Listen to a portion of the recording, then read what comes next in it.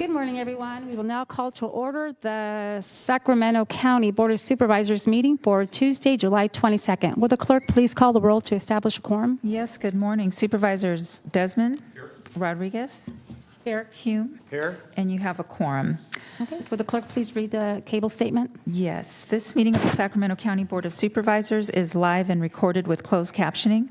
It is cablecast on Metro Cable 14, the local government affairs channel on the Comcast and DirecTV UVerse cable systems. It is also live streamed at metro14live.saccounty.gov, and today's meeting will be repeated Friday, July 25th at 6 p.m. on Channel 14 and viewed at youtube.com/Metro Cable 14. The Board of Supervisors fosters public engagement during the meeting and encourages public participation, civility, and use of courteous language. The Board does not condone the use of profanity, vulgar language, gestures, or other inappropriate behavior, including personal attacks or threats directed towards any meeting participant. Seating is limited and available on a first-come, first-served basis. Each speaker will be given 2 minutes to make a public comment and are limited to making one comment per agenda or off-agenda item. Please be mindful of the public comment procedures to avoid being interrupted while making your comment. Comments made by the public during Board of Supervisors meetings may include information that could be inaccurate or misleading, particularly concerning topics related to public health, voter registrations, and elections. The County of Sacramento does not endorse or validate the accuracy of public statements made during these open public forums. The recordings are shared to provide transparency and access to the proceedings of public meetings. To make a comment in person, please fill out a speaker request form and hand it to clerk staff. The chairperson will open public comments for each agenda or off-agenda item and direct the clerk to call the name of each speaker. When the clerk calls your name, please come to the podium and make your comment, and if a speaker is unavailable to make a comment prior to the closing of public comments, the speaker waives their request to speak, and the clerk will file the speaker request form in the record. The clerk will manage the timer and allow each speaker 2 minutes to make a comment. Off-agenda public comments will take place for a maximum of 30 minutes. The remainder of the agenda comments will take place at the conclusion of the meeting in the afternoon. You may send written comments by email to boardclerk@saccounty.gov, and your comments will be routed to the board and filed in the record. And if you need an accommodation pursuant to the Americans with Disabilities Act or for medical or other reasons, please see clerk staff for assistance or contact the clerk's office at 916-874-5451 or by email at boardclerk@saccounty.gov. Thank you in advance for your courtesy and understanding of the meeting procedures. Thank you. Let us stand for the Pledge of Allegiance. Pledge allegiance to the flag of the United States of America and to the republic for which it stands, one nation, under God, indivisible, with liberty and justice for all. Okay, there is one announcement that items 54 and 55 are being held until 2 p.m. And clerk, will you please call the first item? Yes, our first item are public comments relating to matters not on the posted agenda. Our first speaker is Sarah Singleton.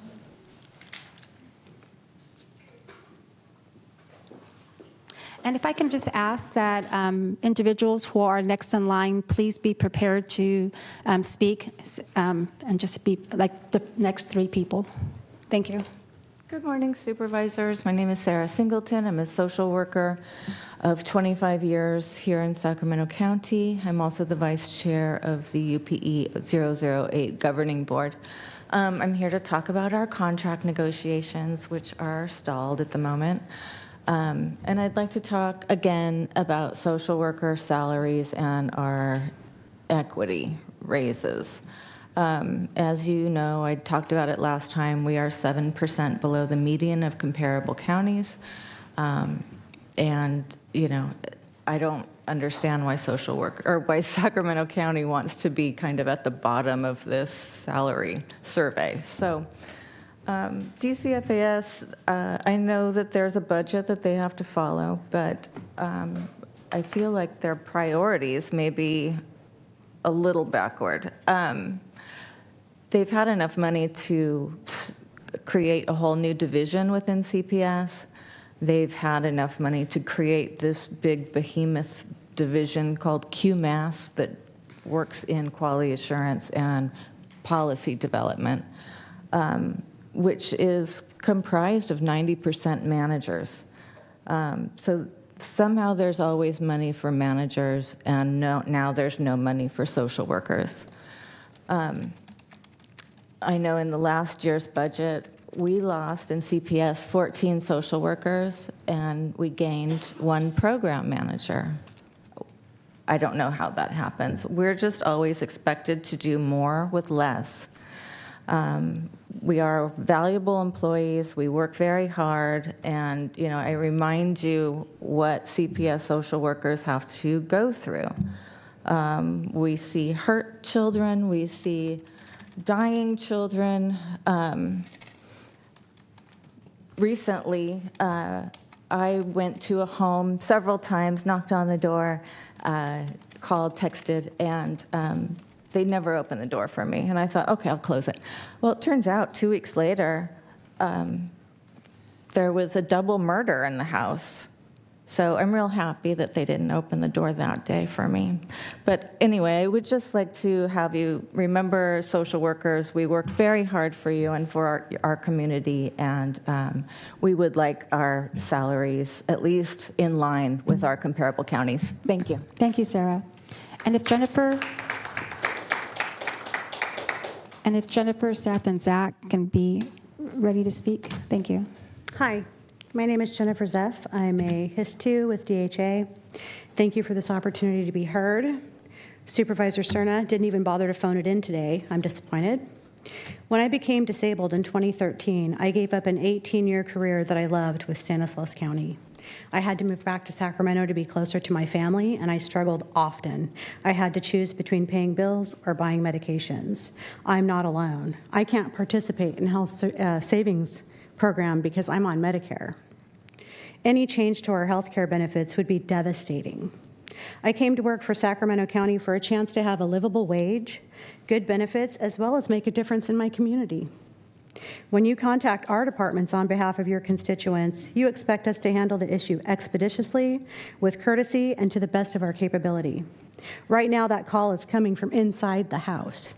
We are your constituents as well as county employees. Sacramento County seems excessively top-heavy, with little focus on staff training and retention. Morale is low. Supervisor Rodriguez, you addressed the Youth Council about adding education on human trafficking to your agenda, or to their agenda, rather.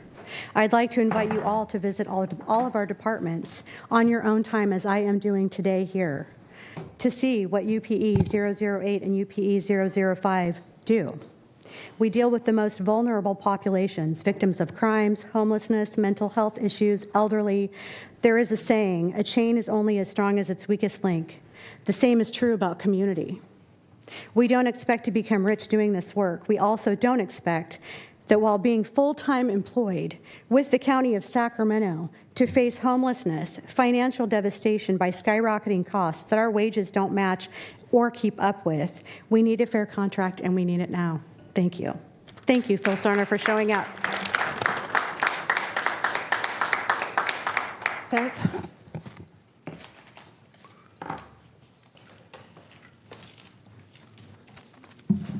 Hello, my name is Seth Hogan. I am a HIS worker at East Commerce. My job is eligibility for our most vulnerable population, and I don't want to throw a bunch of numbers at you. I see that you guys do get confused with those.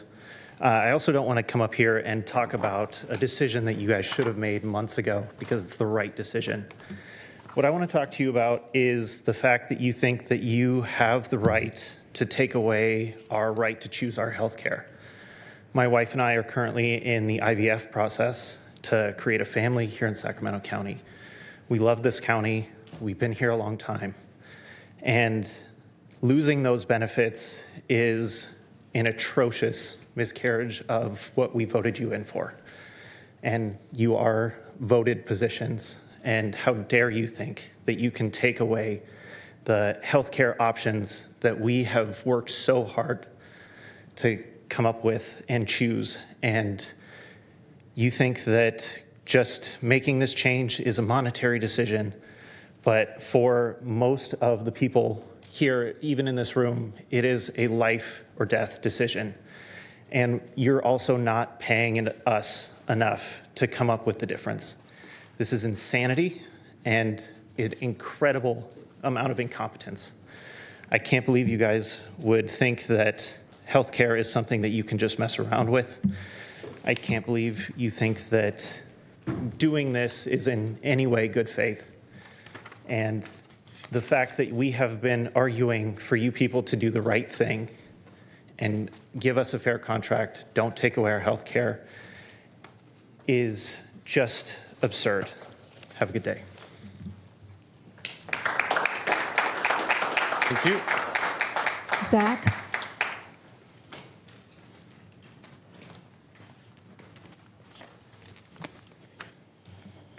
Good morning. My name is Zach Holitz. I'm a union member with UPE 008, and I'm also here to discuss the situation with our contract. Now, I love the city that we're in. I love the county that we live in, and because I love this place, I pay my taxes so that it can be better. Because I want to love this place well, I pay for health insurance, and because I want to be able to love this place long after I'm able to do the work anymore, I put money away for a pension. After I do all of those things, my take-home pay for what I earn is roughly 67%. Now, my take-home right now is about $40,916 per year. The Board of Supervisors' last increase was over $46,000. So your last increase is more than I take home for a year's worth of my labor. Your proposed increase, which for someone like me would amount to about 2.8% of my yearly income, is not enough money for me to afford a studio apartment on average in Sacramento for even a month. So your proposed best and final offer does not afford me the opportunity to have a bedroom for a month's time. On top of that, your best and final offer takes away more than it gives. You want to take away the certainty that we have the right to grieve for our family members should something happen to them. It takes away the security that we have for our elected health benefits. And it takes away our rights, namely our rights to strike when we are in these positions where we cannot come to an agreement on what you think is best for us. We had almost 1,000 people gathered outside and inside this building 2 weeks ago to voice that opinion and to exercise that right. And we are still here with no new news and no better offers. And I just don't understand why it is that we have to make these concessions and take this time to have this conversation. I believe that we can make reasonable adjustments and give fair pay to the people who do the work on the ground floor. And that's why we're all gathered here today. So thank you for your time and thank you for hearing us. James?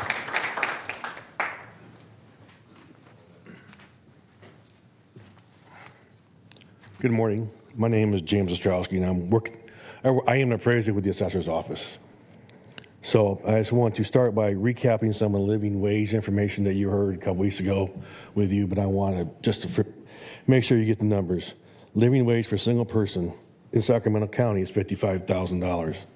The living wage for one adult, one child, is over $101,000. The living wage for one adult, two children, is over $125,000. And just so you know, there are still people who are married. There are two working adults with three children. They each need to make over $85,000 each. And this information comes from MIT.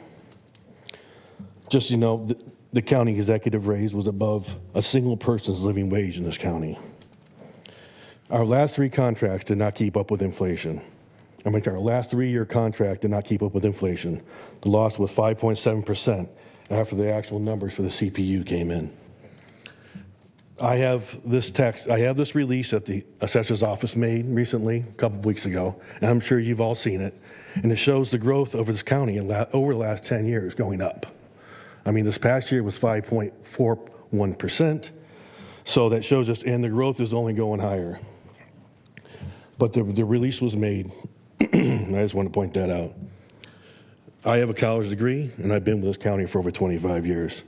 One of the few things that have kept me in this county is health care with this county job. You are going to lose skilled, very knowledgeable employees. They are usually the first to go when something bad happens to their paychecks or their health care. It's the smartest that can move, the smartest that can leave. And they can go to other counties or private sectors that other counties have the exact same jobs we have here, so they can leave. And we have lost people in the past because of the pay. We have lost people in our office who are highly skilled, very knowledgeable people. They've left for other counties because the pay was higher and their benefits were better. Just so you know, we are the capital of California. We are the kings. We're growing. We've got International Airport. We have Arco Arena is going to have a teaching hospital of 2,500 homes. So just so you know, we deserve better than the average. Thank you. Holly?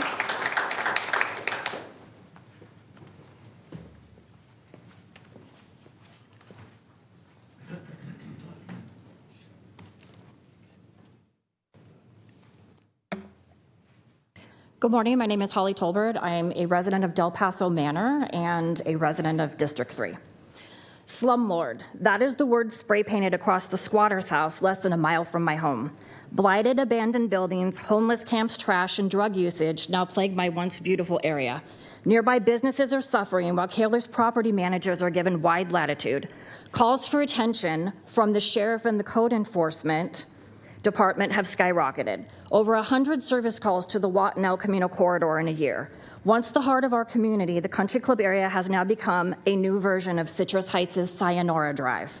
The county and District 3 have repeatedly turned a blind eye to the Country Club Plaza's many code enforcement violations, leaking roof, homeless encampments, and now a new discovery of toxic mold. The old abandoned Sam's restaurant is now a mecca for homeless camps and people daily going there to do drugs. The abandoned Union Bank and One Community Center now have graffiti, smashed out windows and doors. Their buildings are blocks from an elementary school. The common theme here seems to be lack of nuisance abatement. But why is the question? These abandoned buildings and absent landlords get a letter from our county code enforcement that never leads to any fines or actual consequences for the owners. The buildings remain crime-infested eyesores for our community. The code enforcement operation repeatedly closed and then has to start all over again. In an email dated yesterday from the Sacramento County Sheriff's Department, I was told that I'm not really seeing what I am seeing, that they disrespectfully disagree with our assertion that there are massive problems in our area, and that the description of daily drug dealing, vandalism, and uncontrolled camps does not reflect what we are currently observing in these locations. They assert that our area really isn't out of control like we are saying. I have recorded and blogged hundreds of hours of footage in my area for about 9 months now, and I respectfully disagree. Oh, there are big problems. We know what the problems are and who are creating them. We are telling you, and you are not listening. Today, I speak for my fellow neighbors of Arden Arcade, and we ask you, Mr. Desmond, to do something. We are asking you to do more than send a letter to these out-of-town, vacant, negligent building owners. A letter does nothing. It's time for fines. Citrus Heights used multiple California city codes to sue Sunrise Mall. It's time we do the same. Stop giving these absent landlords a pass. Thank you.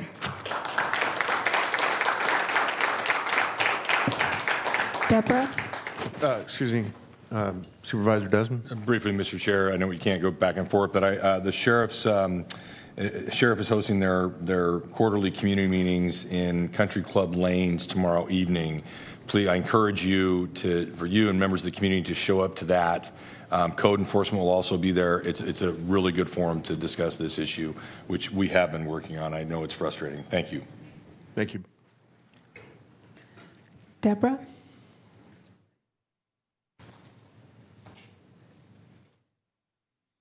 Good morning. My name's Deborah Ruiz. It's spelled D-E-B-R-A. I don't know how that got on there, but I've been with the county for the last 3 years, almost 4. I work as a human service specialist. I work in the CalWorks continuing department. I process benefits for CalWorks, CalFresh, Medi-Cal, homeless assistance. We process EBT 2259 claim forms for fraudulent EBT transactions. I'm there, I speak with people, maybe 10 to 20 people a day, giving them my hand, lifting them up, helping them. And I just wanted to point out a few things. When I first started with the county, household size of 4, average pay was level 1 average pay was $4,524 per month. There were people in my class that were actually passing for CalWorks, CalFresh. Our income is really low, and I feel very embarrassed to stand here and beg for 2.8%. So I just wanted to point that out, that the income is extremely low. We can't even get approved for CalWorks because we're just over the federal poverty level. So thank you for letting me speak. Thank you.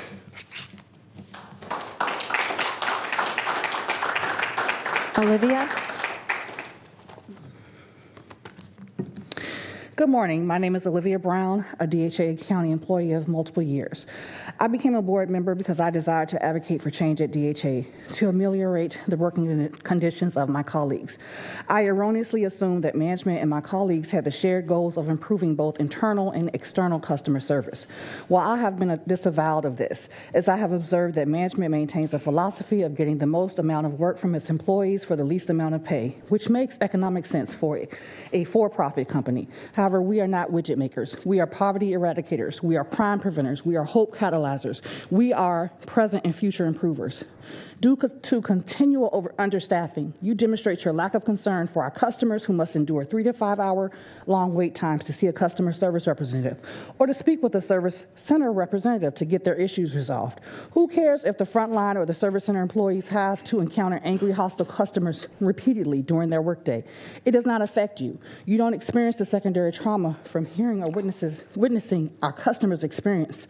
I ask of you, who do folks call when their Medi-Cal has been denied or discontinued and they can't obtain their life-sustaining medicine? DHA.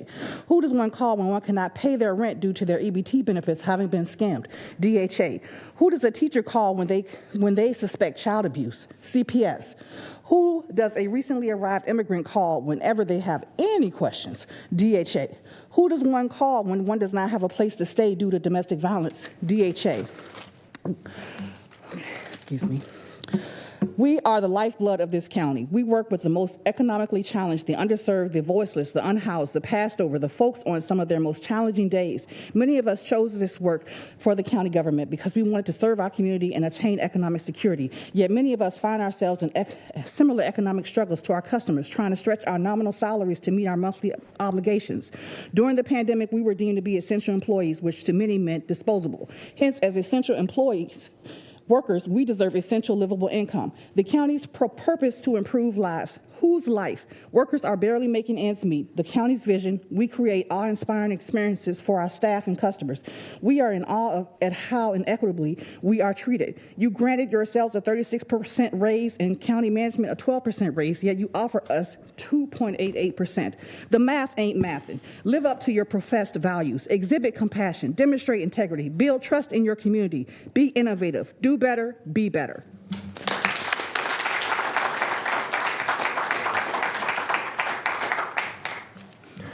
Greetings, Chairman Cerna and County Supervisors. My name is James Starr. I'm Chair of the UPE Board of Directors and a 40-year county employee. I'm speaking with you today about the state of contract negotiations between UPE and County of Sacramento. First, there's the county's salary proposal of 2.8%, which is inadequate to either recruit or retain employees for jobs where working conditions are notoriously poor. But it's your health insurance proposal that really has your employees worried.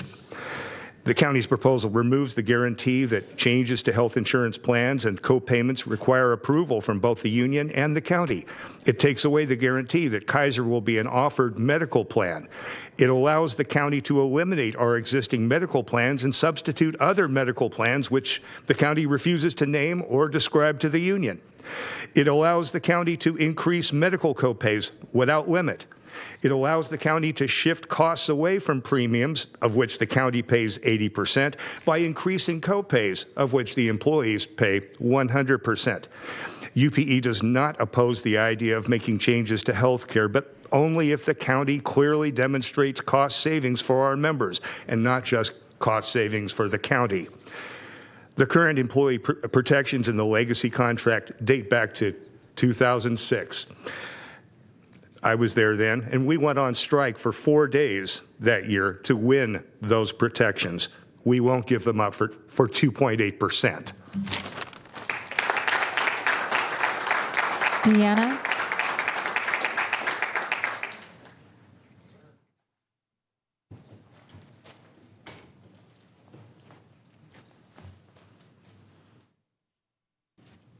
name is Deanna Green. I'm an 008 board member and a social worker with Senior and Adult Services, Adult Protective Services. I've been with the county for 20 years. A few years back, I was threatened by a suspect when I was investigating a financial abuse case. County council took it to court, and I was awarded restitution. But my PM had to go to court. My county council and PM went to court for me to win that case for me. That person, that suspect, threatened my life and threatened the life of my family. As a result of that case, my PM came to the Board of Supes and requested that APS's license plates were blocked, just like our counterparts in CPS, which you guys denied. I don't understand why our lives are less important than the lives of CPS social workers. What we do is just as unsafe as our CPS counterparts. APS differentials was also denied. The work that we do in APS is just as unsafe for our lives. In addition, the work that we do in APS is very unsafe. It threatens our lives. We deserve differential just as much as CPS. APS social workers are like the stepchildren of the county. We are often forgotten. Board of Supes, you guys often forget about us.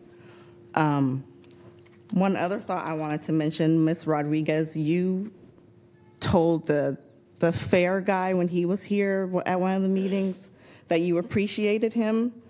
All of the meetings that I've been to, you've never mentioned that you appreciate any of us social workers, any of us 005 members, and I kind of felt some type of way about that because we risk our lives, and you have never said that you appreciate any of us. I know that we sometimes are kind of hostile up here, but at the end of the day, we represent the county for you guys. We risk our lives for you guys, and you have never said that you appreciate us. That kind of stuff goes a long way for us. So anyway, I just wanted to mention that. Thank you. Well, Deanna, just to let you know that I do appreciate you and the work that you all do. Hello, my name is Michelle Moyer. I'm not going to talk about a whole lot. I'm just here to represent all the people that I work with. Every time this issue's come up, I've watched, like now, Serna, you haven't even been paying attention to half of what people have been saying. I watched you pick up your phone. That same disdain that I'm watching right now is exactly what I'm seeing for all of the people that I work with. We've come here because, for whatever reason, the county doesn't feel that we have any value. As I sit out there in the lobby, I watch the signs. You tout all of these people that you have helped, all of these people who you have served. Who do you think did that work? Who do you think did it and make it possible for you to be touting all of these numbers? You sit there with this attitude like we're wasting your time. We spend our lives in these jobs. We spend our lives helping these people and making you look good. The people who receive benefits are about to get an increase of 3.47 or 74. You can't even give us that. You're talking about a 2.8. That isn't even the cost of living. How can you honestly sit there and expect us to continue making these numbers look good for you while you turn around and dump on us and treat us like we're nothing? It proves every time you hire a new class of workers, every time. Look at the numbers, the turnover rate. You can't keep any employees, and they keep downgrading the requirements just because you can't get somebody to come and do this work. For those of us that have been here for more than a decade, you should be very grateful. Everybody's come up here and said, oh, thank you for giving me that time. Thank you for giving me. No, I'm actually angry. I'm tired of people saying, oh, thank you for this, and kissing up for something that you guys don't seem to even value. Take that into consideration. Get your mediators back in there. Give us something that is actually shows that value instead of walking around telling us, oh, thank you for your service. Thank you for all you do. That's no more than saying, have a good day.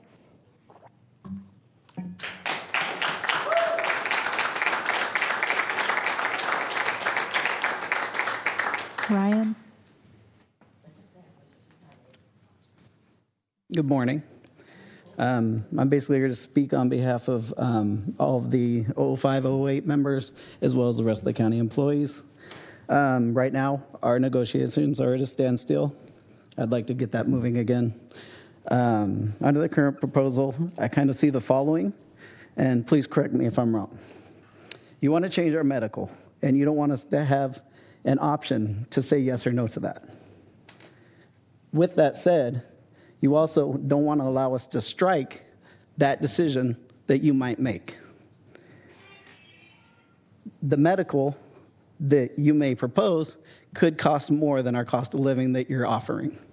So therefore, most likely, we're going to end up losing money in the end, something that none of us can afford right now. That's all I have to say. Thank you. Orlando?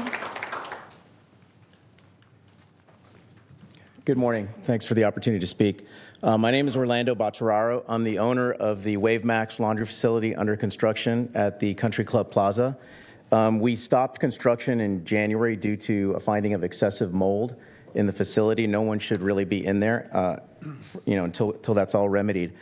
I'm here to ask you to reconsider the county's approach to California Toxic Mold Protection Act, Health and Safety Code 26140-26156.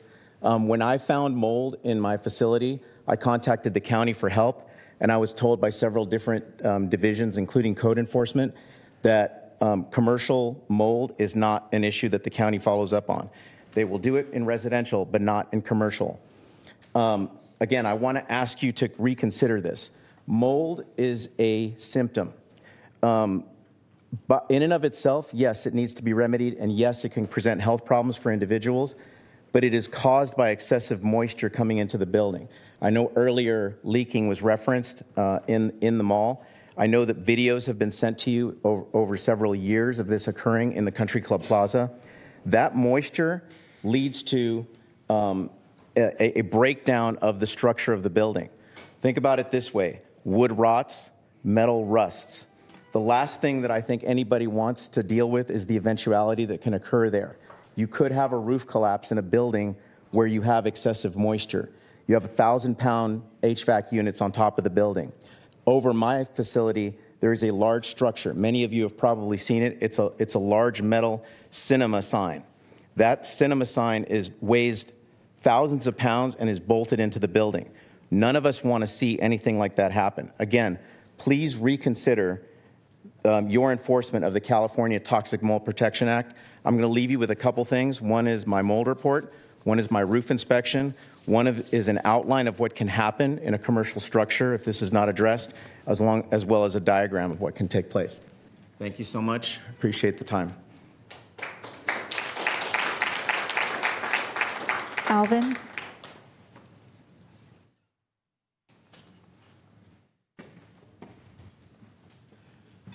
Good morning, Supervisors. My name is Alvin Kimbrough. I'm a local business owner, and I'm here to speak in regards to some of the issues that have been expressed about Country Club Plaza.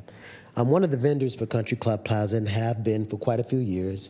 Part of my responsibilities is to try to assist the mall, as well as other malls, and to trying to eliminate hazards, safety concerns. Unfortunately, some of the conditions of the mall have to do with some of the things I've heard as a result of our community having homelessness and people not being kind of respectful of rules and boundaries.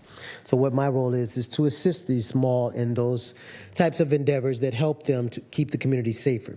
And I am here to attest firsthand that I have seen this particular property since it was purchased in 2022 do extraordinary work. I've seen them, as well as the Sacramento County Sheriffs on many occasions, at a moment's notice, make service calls to protect my safety as a person that's assisting to, of course, make the mall a better place. And I've seen countless circumstances and people diligently trying to make the community better in that area. Every Saturday there's a farmer's market there that serves people, makes the environment very healthy, and brings a festive attitude. I've noticed all kinds of festivals, and I've seen the mall take a great deal of hardships. And I'm going to be very succinct in what my hope is. First of all, this is how I put meatballs in my spaghetti. The mall pays my salary as well as other people's salaries. There's all kinds of employees from Winco to some of the local cinemas, and various people that work there depend on the resources of this. Our county depends on those resources. In addition to that, of course, to pay for things like health and human services and all the other benefits. And we need to be able to sometimes just give our business owners a break. They're doing the best we can. They're, of course, taking some of the circumstances that the whole county is taking, and I think we all can be better as a community finding ways to build those bridges instead of building up walls. Thank you. Alyssa?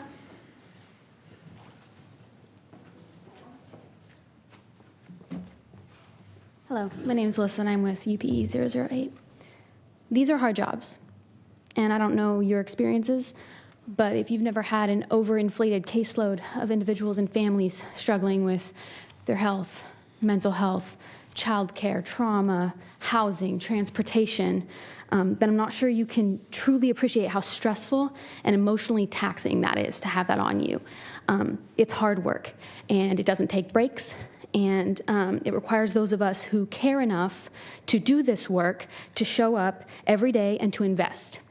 But our capacity to invest is impacted when we are struggling. And with our health care being threatened, as we watch our cost of living continually increase, many of us are struggling. We are here asking for a contract that allows us to continue to invest in this community. You, in your position, have to choose to partner with us. We cannot do this alone. We need your support. Thank you. That concludes your off-agenda comments. Very good. Thank you, Madam Clerk. Thank you to all of our speakers who were with us this morning to speak on off-agenda matters. Just as another friendly reminder, Brown Act forbids our ability to discuss at any length the subjects that are brought before us during the off-agenda part of our meeting schedule. But we do hear what you're saying. We do take that into account. And again, we want to thank you for your time joining us here today to testify in person. Before we can continue, Madam Clerk, I just want to say thank you to Vice Chair Rodriguez for opening the meeting. I was in the middle of a media interview, otherwise I would have been here for the beginning. So thank you, Vice Chair. With that, Madam Clerk, next item. Yes, item 2 is a presentation of resolution recognizing Mary Ann Bird upon the occasion of her retirement with the University of California Cooperative Extension.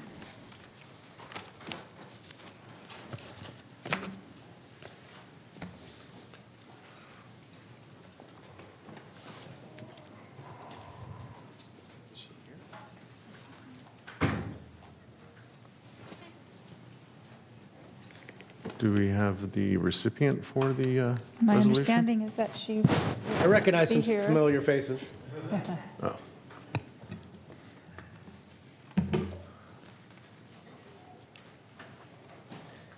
So I don't know, obviously because it predates me, but I don't know how District 5 is the representative to serve with the UCCE.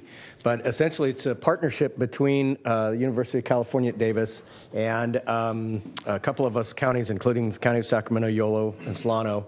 And it essentially, as I understand it, exists to promote the perpetuation of agriculture and good practices and ways that people can have a better experience with their environment and with the production of food and household sustenance. And so Mary Ann Bird has been an important part of that program, and she began in 1998 and promoted up to a 4-H Youth Development Advisor in 1999.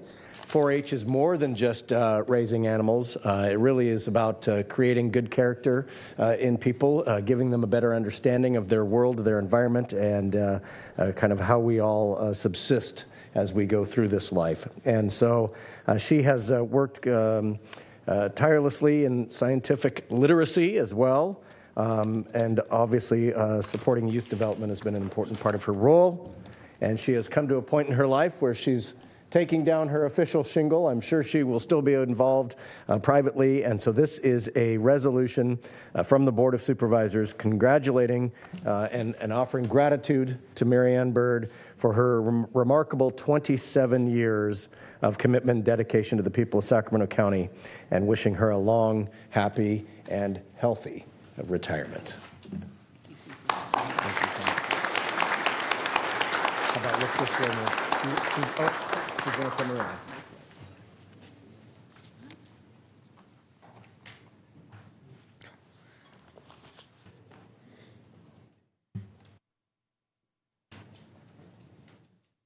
And the podium is yours if you'd like to say a few words. Thank you. Not many, but a few.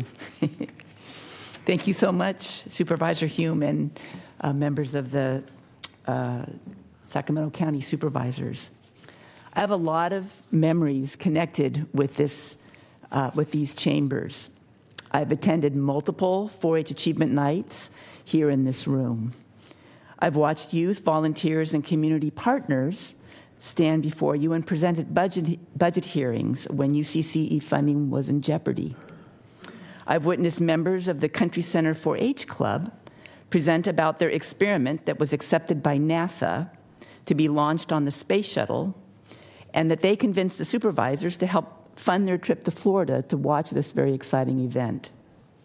But my favorite, I think, is annually honoring 4-H adult and sometimes youth volunteers gathered here to receive recognition as Sacramento County volunteers. One of our tenets in 4-H is citizenship. We help young people know and understand that they have a voice and that it is their responsibility to make their communities better. From club members who hold office or plan community service events, to our teen teachers who facilitate cooking or science or outdoor education programs. In 4-H, we model and teach leadership and the importance of giving service to others. When 4-H members gather here, it's a reminder that they are an important part of our community. It's been an honor to work for the University of California in the Cooperative Extension Service. My work has been fulfilling, and I am part of an amazing group who care deeply about what they do. 4-H is but one of several programs that UCCE houses. Others include our nutrition education workers who help our community, from preschoolers to senior citizens, eat healthier and stretch their food dollars. Judy McClure and our extensive team of master gardeners that she has built through the decades. Our growing Master Food Preservers program, which is a statewide model. Our farm advisors, especially the small farms team that lives in our office, that assures that growers with limited resources have the information and support to be successful. Advisors and other academics who conduct evaluation and research to help communities solve issues and adopt best practices. And of course, our 4-H team leader here, Susan, who has the vision that moves us forward and who leads with skill and, more importantly, with her heart. And of course, our 4-H team, some of which are here, Jennifer Hinkins, Burl Johnson, and Michelle Ross, along with the numerous volunteers and community partners who have made learning come alive for youth throughout the county. These are my partners, my friends, and they are the best. I am grateful for all my teammates and the passion they bring to their work every day. They have a deep commitment to service and to making Sacramento a healthier, better educated, more productive, and vibrant community. We may be small, but we make a big difference. And likely my last time to stand in this place and address our county leaders, I really want you to know this. What you have here is incredibly special. Thank you for this recognition. Thank you for these few minutes to share my thoughts and my gratitude. Most of all, thank you for the chance to serve. It has been an honor.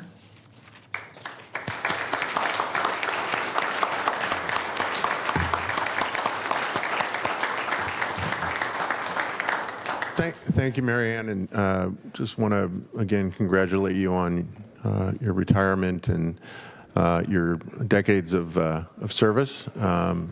As a senior member of the board, I'm very familiar with the extension and all the great work that goes on. And thank you, Supervisor Hume, for your introductory words about what programs like 4-H are in terms of more than just the, animals at fairs aspect of it.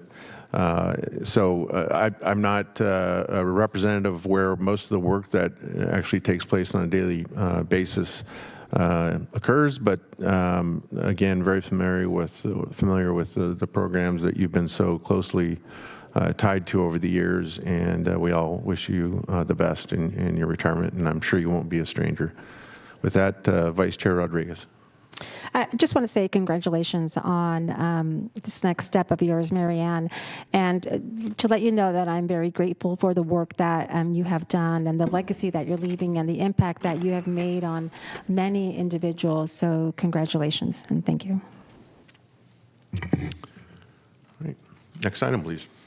Okay. And so for our next item 3, this is the presentation of resolution recognizing Teen Herg upon the occasion of his retirement from the Sacramento County.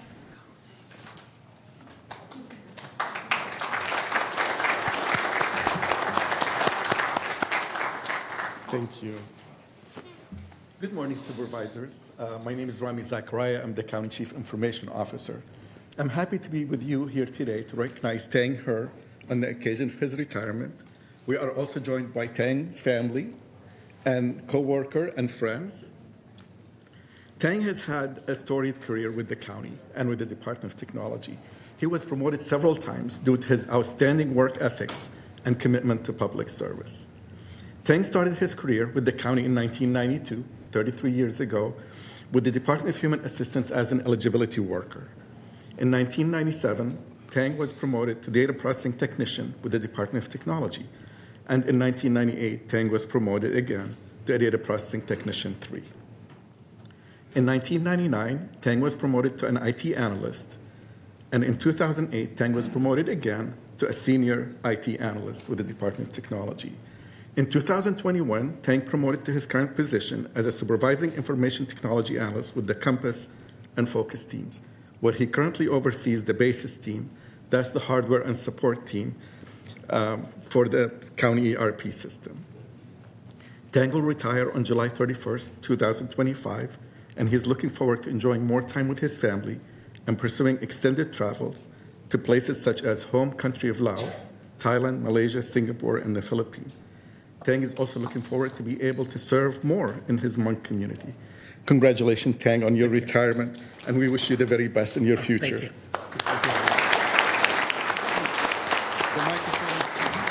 you. My notes on my phone, so I'm trying to remember what I wrote. You're going to have to wing it.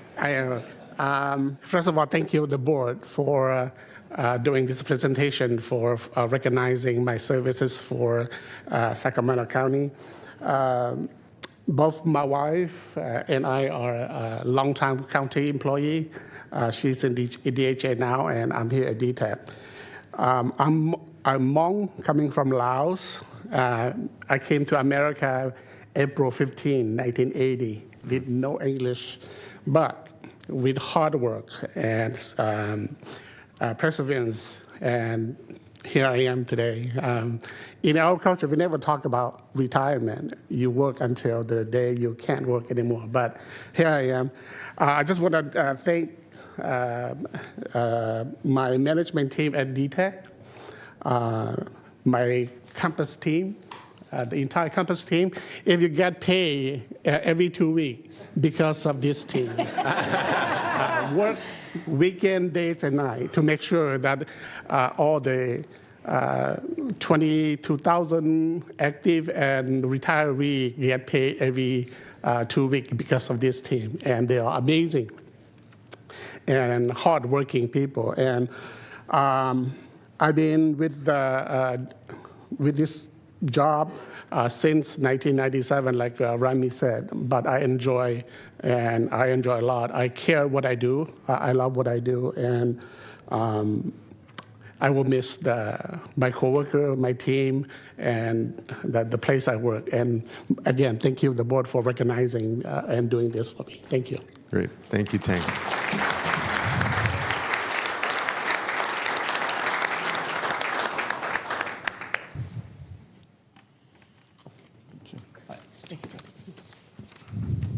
Hey, Tang. Thank you. Tang, before you leave. Yeah, come back. I know you're itching to get out of here, but first of all, thank you for your over three decades of service, and I'm really glad that you mentioned, it sounded like you did this with a lot of pride in your voice, your Hmong heritage. I've had a chance to really get to know our local Hmong community in many respects, and you mentioned that part of that culture, at least in your experience, really is this sense of duration, right? Whether it's working until you can't, which is, let's be honest, can be very different than some other cultures.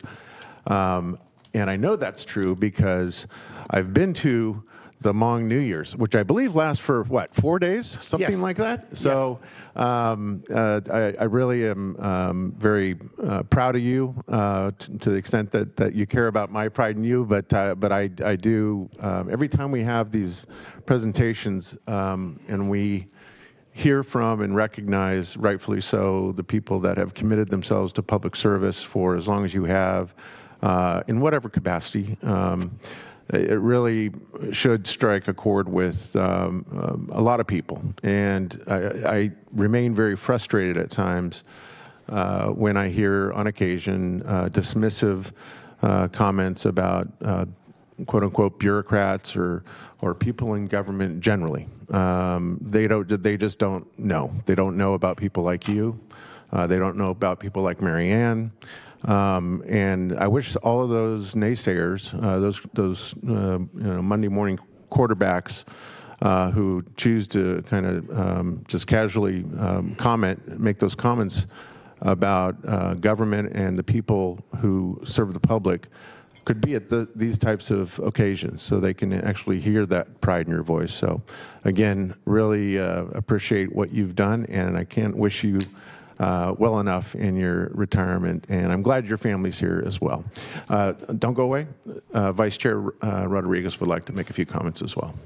Well, I just want to congratulate you on your retirement and to let you know that you are the epitome of the American dream. Yes. To come to this country with nothing and to get to where you are and actually retire and enjoy retirement is really, truly something that I enjoy to see. I also want to add a little humor that 33 years ago, when it was a DOS system and all the noise to upload to a certain, program or AOL and the noise that it made, and to where it is today, it really is. You have some great stories, I'm sure, to share. So, anyways, enjoy your retirement, enjoy your travel. Sounds like there are many great places that you're going to visit with some fantastic food. So, congratulations. Yes, thank you. Mm-hmm. Thank you very much. Thanks again. Yeah, thanks.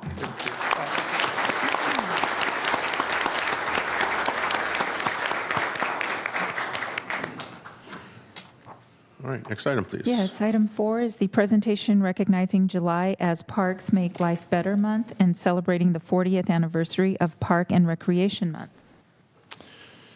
Good morning, Ms. Bellis. Good morning. How are you? Doing well. How are you? I'm doing great. Good. It's a beautiful day. It is. So thank you so much for allowing me to vary from the county's PowerPoint standard. This one last Wait. time. What does that mean? One last time this year. Not a last time for me. Hopefully you're stuck with me for a few more years. But I do want to recognize the fact that it is Parks and Recreation Month. Parks make life better. We are working together to build together, play together, and we are celebrating 40 years this year. So why do we celebrate parks? I mean, I obviously am very passionate about parks and feel there are so many different reasons that we can celebrate parks, but I wanted to touch on just a few global reasons. Mental health and physical well-being. Our parks help people get out in nature, help them to prevent and treat mental illness, stress, ADHD, Alzheimer's, all kinds of things. Our parks are important to people's well-being and need to be recognized as such. We create livable communities. Our urban spaces are essential. You all know this. We have economic benefits, social benefits, air quality, reducing urban heat. I mean, we did it so well today, it's going to be, 80 degrees? Just kidding. We foster a sense of community as well. Economic sustainability. I should have brought this one, a month ago. But according to research by the Trust for Public Land, every dollar invested in parks can yield up to $4 in economic benefits. We've done a study for the American River Parkway to recognize, it was a long time ago, but in 2006, over $353 million in economic benefit from parks, from the American River Parkway alone, to our community. That's only gone up. We increase property values, public health savings from health outcomes that are better, environmental services, cleaner air, stormwater capture, and urban cooling. But we also have local impacts. Specifically, our Sacramento County Regional Parks support some very important county-wide plans. Our community-wide climate action plan, we're working hard to try and reduce the greenhouse gases for Sacramento County so that we can reach the very aspirational goals of our climate action plan. We also work with the local age and disability friendly action plan, specifically the way that we are not isolating our disabled and our aged community and trying to get them out and being able to socialize more in parks. That's a very key focus for our department. And development connectivity. I say this because every single new development that we've been working on over the last decade has an element of trails. That's because it's important to people. They want to feel connected. They want to have that ability to exercise and be out in open space. So, on behalf of the just under 200 folks that are permanent and part-time staff for Sacramento County, thank you for recognizing the fact that parks make life better and celebrating our Parks' Recreation Month. Great, thank you, Liz. And this is an annual recognition, if I'm not mistaken, and I'm glad that we're doing that kind of at the height of summer here, because for many Sacramento County residents, parks are their backyards, and I'm reminded of that every day that I come into the office and I cross on the I-5 bridge over the American River, and I could look off to my right. And sometimes when it's hot enough, even in the late morning, Tuscarora Beach is already being populated. And one of my favorite things is to really just take in the fact that when I'm on my way home and I go north on I-5, I could look to my right and see our grassy areas, our shaded areas in Discovery Park. And I'm reminded again that for those that perhaps live in multifamily units, starting out their hopes of residency in terms of progressing through the continuum of housing, when they don't have that backyard, they use our regional parks. And it's not just Discovery Park. I mean, I think each of us has a kind of a very proud geographic connection to the regional parks in our respective districts, and we all understand that. And it's critical to kind of remind ourselves on occasion. That's what today is about. That parks are just not, requirements under law. They are requirements under law, but they serve a great purpose. I'm very glad, Liz, that you mentioned our strong intentions when it comes to how we scrutinize development proposals so that there is that connectivity for active transportation, whether it's walking or cycling or hiking. I think many of you are well aware that I've been on this walking craze for a few months, and so I have a chance to kind of walk through some of the trail systems in and around my home, both in and outside of the county. Some in the county, some in the city. And so again, parks are what make our county great, and I'm really delighted as chair that I'm just saying a few words about the fact that we really value the fact that we have such a robust regional park system, that the crown jewel, of course, of which is the American River Parkway. So Thank thanks you. again, Liz. Thank you very much. Vice Chair Rodriguez. I just want to say that everything you said is so true about parks, because when I look at my life and I look at my childhood, so many fun events with my family were at parks. I grew up in the city, so it was Golden Gate Park, it was Dolores Park, it was Day Park, and the memories that I have of things that we did on Sundays is just a memory that I take, especially since my father passed away 10 years ago.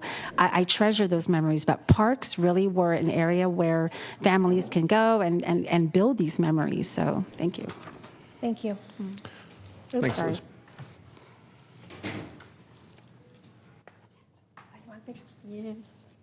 Well, she can't be there by herself. I'm going to come down so we can take Okay. do this right. Please join me. In fact, why don't we all come down? Okay. We'll go down there. Shall we go to the well?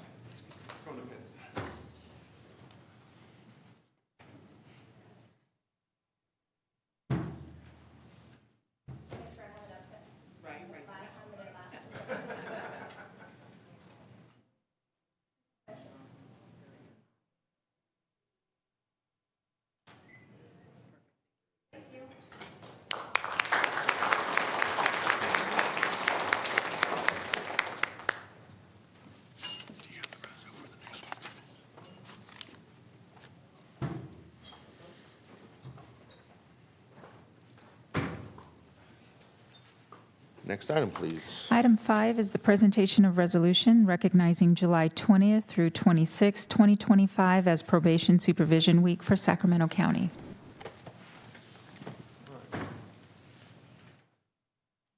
Chief. I believe this is the first time, besides we recognizing you as our new chief, that you've been here, is it not? Yes, it is. All right, good to see you. I see. How's everything going? Great. Excellent. Great. All right. So, members of the board and the public and staff, again, the last item I recognized as being an annual one. This is no different. Again, and it's rightful that we do this. This is a resolution that I'm presenting to our chief, recognizing July 20th through the 26th, 2025 as Probation Supervision Week for Sacramento County. I will not read all the whereases and the resolve, but let me just say that over the years, those that have known me well understand that I have a very distinct and strong appreciation for probation.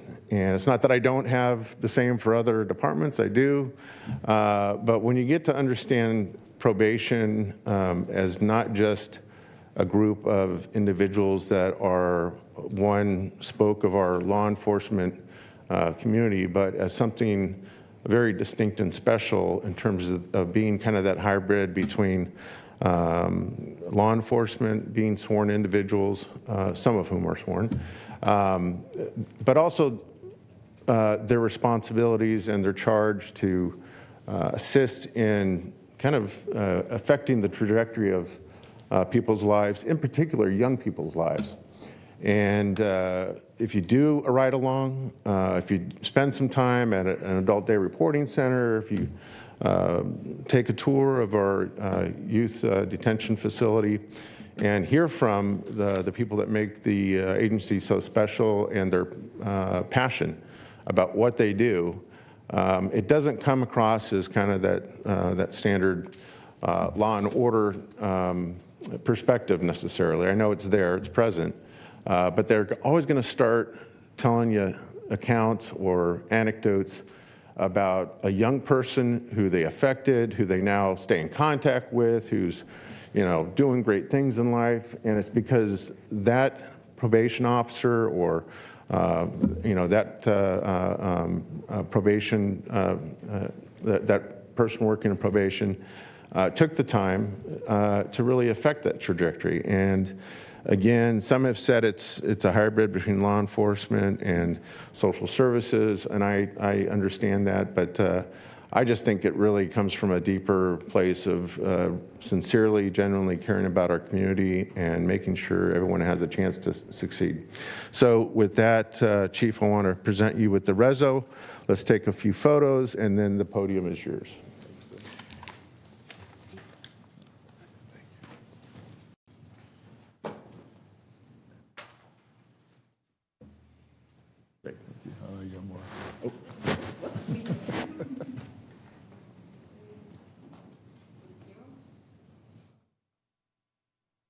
Excellent. Thank you.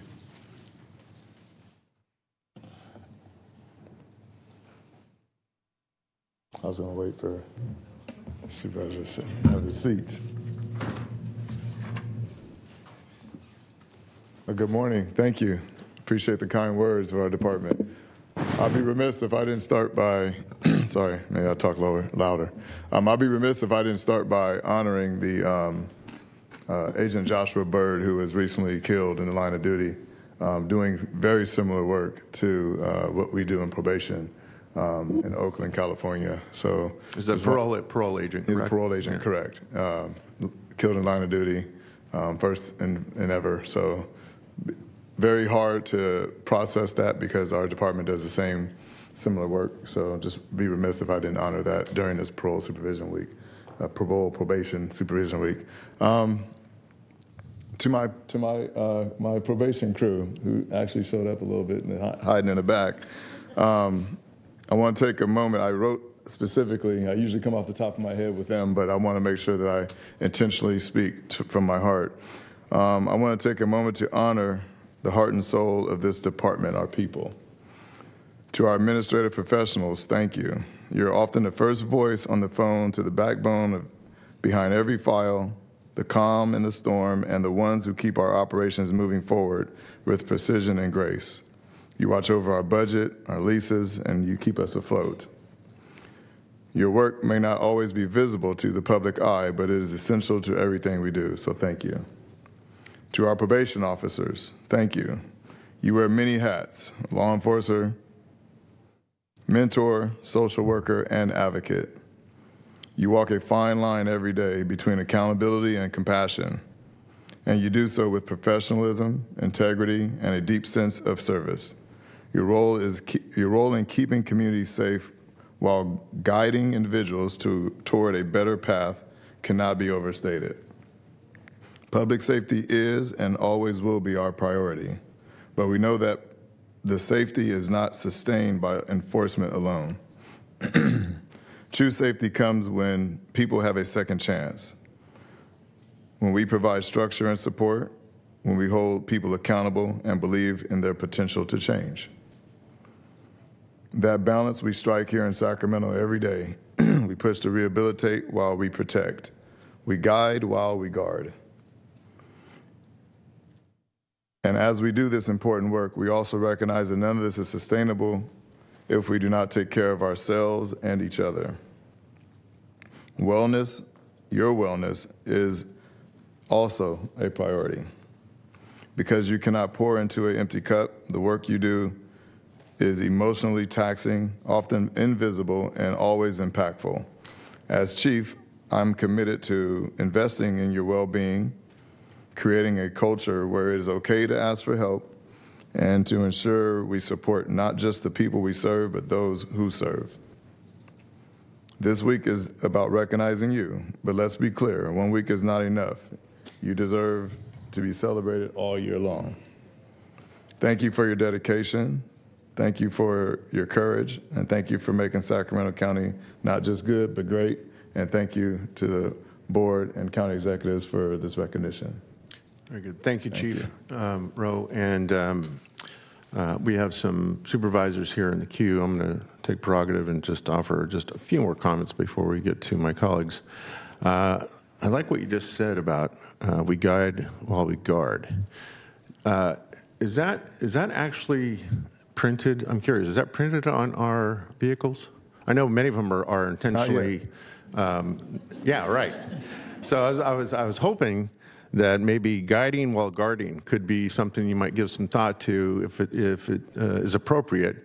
That perhaps much the same as PDs and our sheriff's units show their agency mottos. I really like that, so I would encourage you to maybe give that some thought. See how we might kind of brand that and let the public know, maybe in 3 words, kind of what it is that we're all about here in terms of Sacramento County probation. Point noted. Thank you. Supervisor Hume. Thank you, Chair. I just wanted to take a moment and recognize the work that all of the folks in our probation department do and how many different aspects of the county they touch over in the courts, as well as obviously the youth detention facility and the youth justice system, and then what people usually think of as far as the parole-related activities. But I just wanted to acknowledge you, Chief, and the time we spent yesterday getting to know each other a little bit better. And I wish you Godspeed in your efforts to make sure that the grass isn't crispy. Amen. Thank you. Vice Chair Rodriguez. Chief, I just want to say how grateful I am to the work that individuals with the probation department do.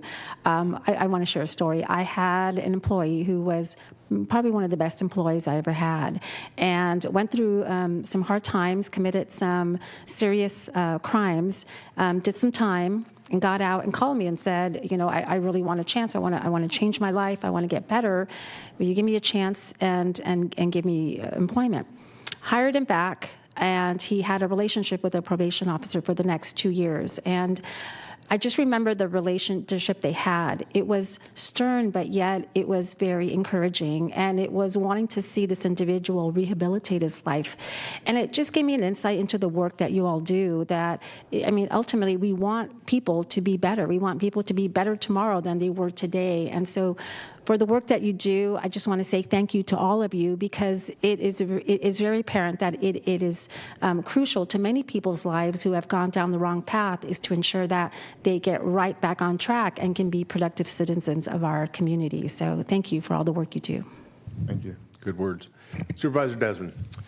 Thank you, Mr. Chair, and thank you, Chief. I just want to pile on with everybody here, and I think you and I have a meet and greet coming up here. I'm looking forward to that. Congratulations to you, and congratulations for such a good turnout from your team out here. That just shows you have a ton of support, and we certainly support all the work you do. I've worked around probation and parole for many, many years in my prior life, and just saw the power of the work you do and how complicated it was. I was happy at times to be able to go home without having to follow through on all the additional supports that you have to follow through with. You have all the skills and responsibilities of frontline law enforcement, but are expected to have so many of the skills and sensitivities of social workers in our society too, and that is a very, very difficult job. And I just am so appreciative of probation departments, our probation department in particular, in what you have done to reimagine criminal justice in the state of California. You are definitely a part of the solution and making us all better because of it. So thank you. Thank you. Great. Thank you. Thanks again to everyone up in the cheap seats there. Appreciate you being here.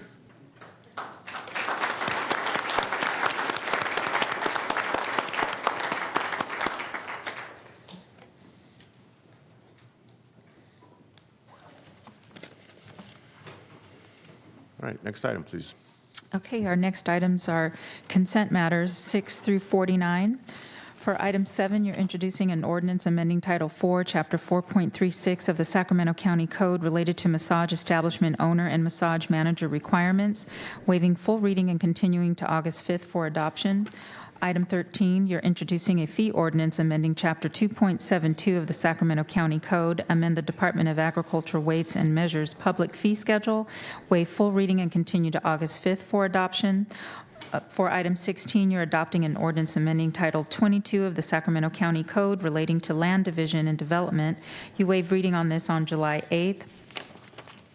On item 25, you're introducing an ordinance amending Chapter 6.20, Title 6 of the Sacramento County Code relating to solid waste management, waiving full reading and continuing to August 5th for adoption.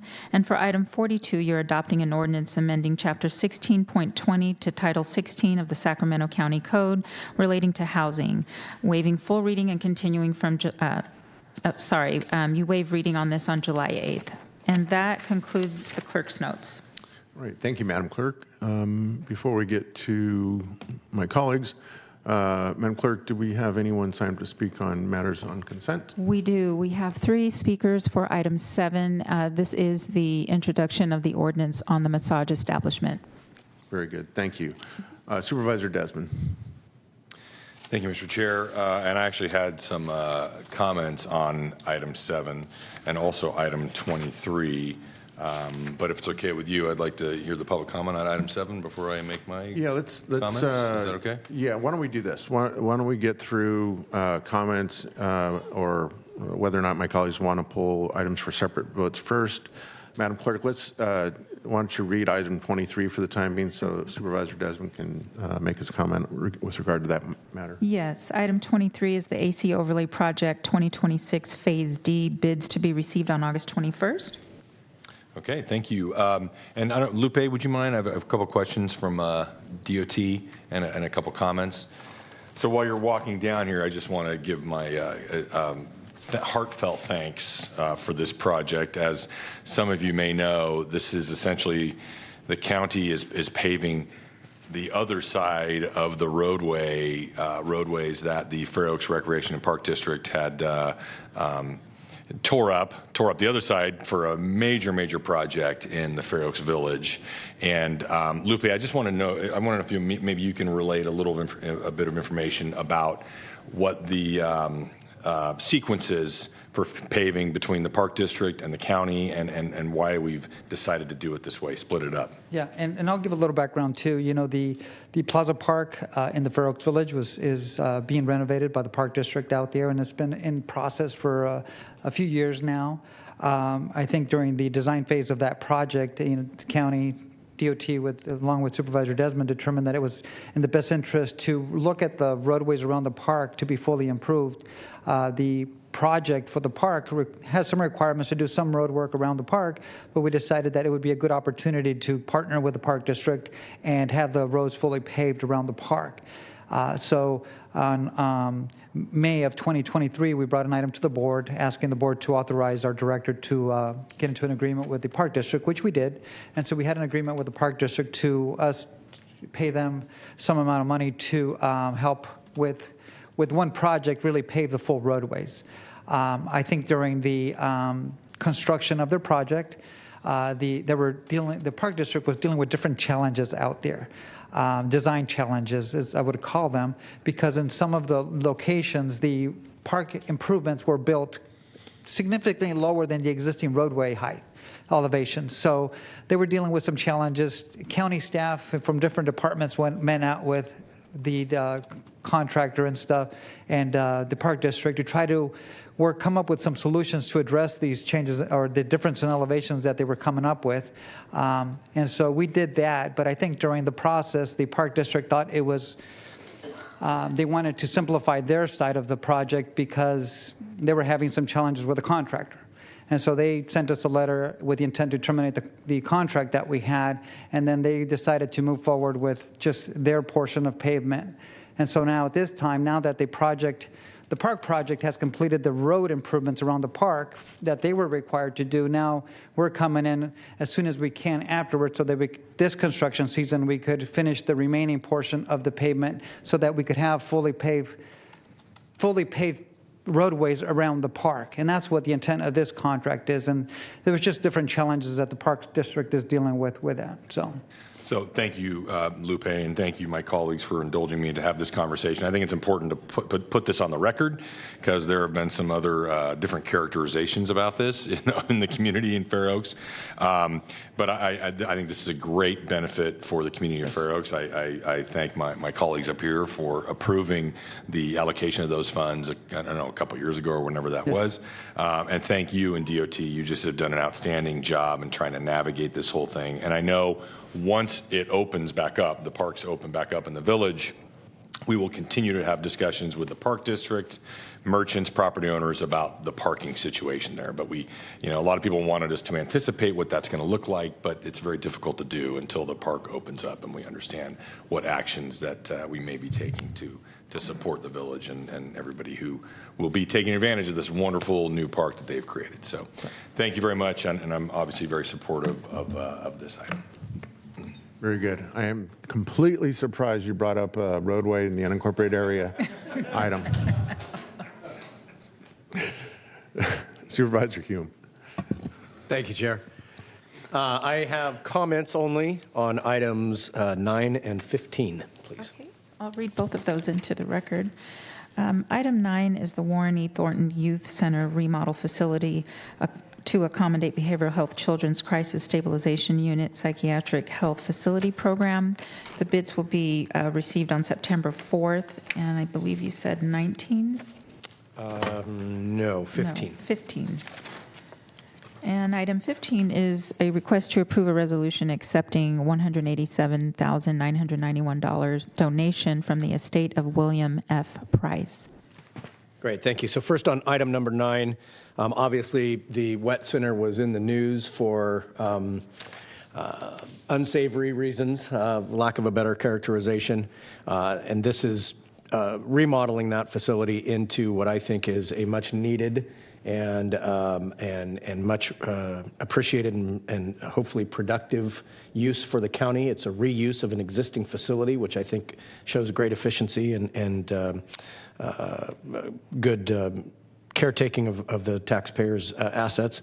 And so I just want to thank DCE Qatari and Director Lutz and Dr. Quist in their efforts to bring this facility to fruition. And I hope that it provides some good care for Sacramento County residents for many years to come. Thank you. Good comments. Thank you. And then item number 15, this is it's kind of an odd item to bring before the Board of Soups, that if somebody donates over $10,000 for the county, we have to okay it. I guess that's to put a safeguard in place so that it doesn't obligate us to do something that works out to be financially negative to the county. But this is a gentleman who started working for the DA's office back in 1975 and then transferred over in as a child support officer in then the Department of DCSS.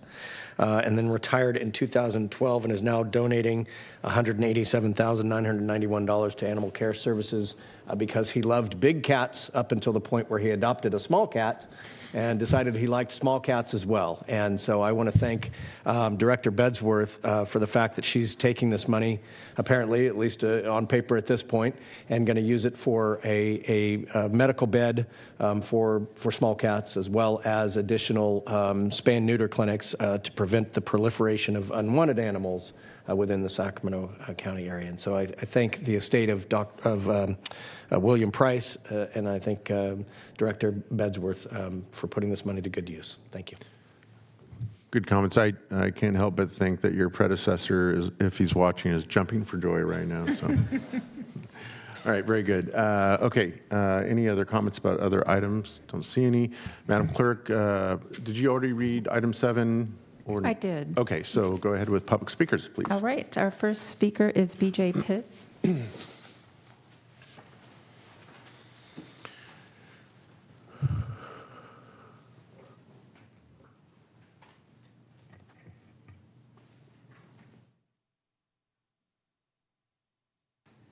Good morning. Good morning. BJ Pitts, CAMTC, Certified Massage Therapist, 552.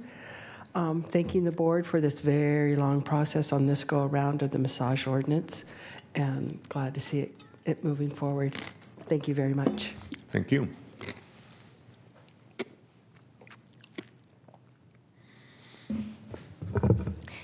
Good Kimberly Austin. Thank you, Chad and team, for working with us on this.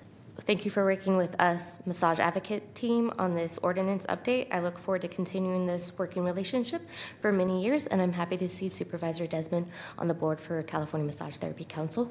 Kimberly Austin, Certified Massage Therapist, 68526. Very good. Thank you. Good morning. My name is Tony Psychotis. I'm a certified massage therapist, and usually in front of the board and other lawmakers, my two modes are complaining or pleading. So I'm just really full of gratitude today. I don't think last August you guys thought that this massage thing about fees was going to turn into this, but I appreciate yours and your staff's persistence and patience in writing and improving this ordinance. Thank you very much. Thanks for being here. Supervisor Desmond. Thank you, Mr. Chair. Well, that's a relief because I wasn't really sure what you were going to say. But it is a pleasure. I was recently appointed by CSAC as their representative on the California Massage. Yeah, thank you. So I've been seeing a lot more of all of you, and so thank you for being here today. And I'm supportive of this. Thank you, Chad and staff, for coming up with this solution. I think it's a really good one, and I expect to get more accolades for Sacramento County at the next CAMTC meeting. So, and with that, Mr. Chair, I'm happy to move the consent agenda. I'll second. Okay, we have a motion and a second for consent. Please vote. Unanimous vote with those members present. By the way, Mr. Desmond, I got a little knot right here. Can you?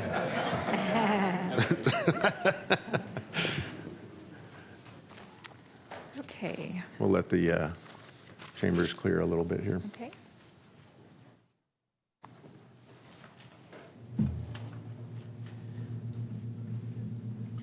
Sacramento County's finest beard.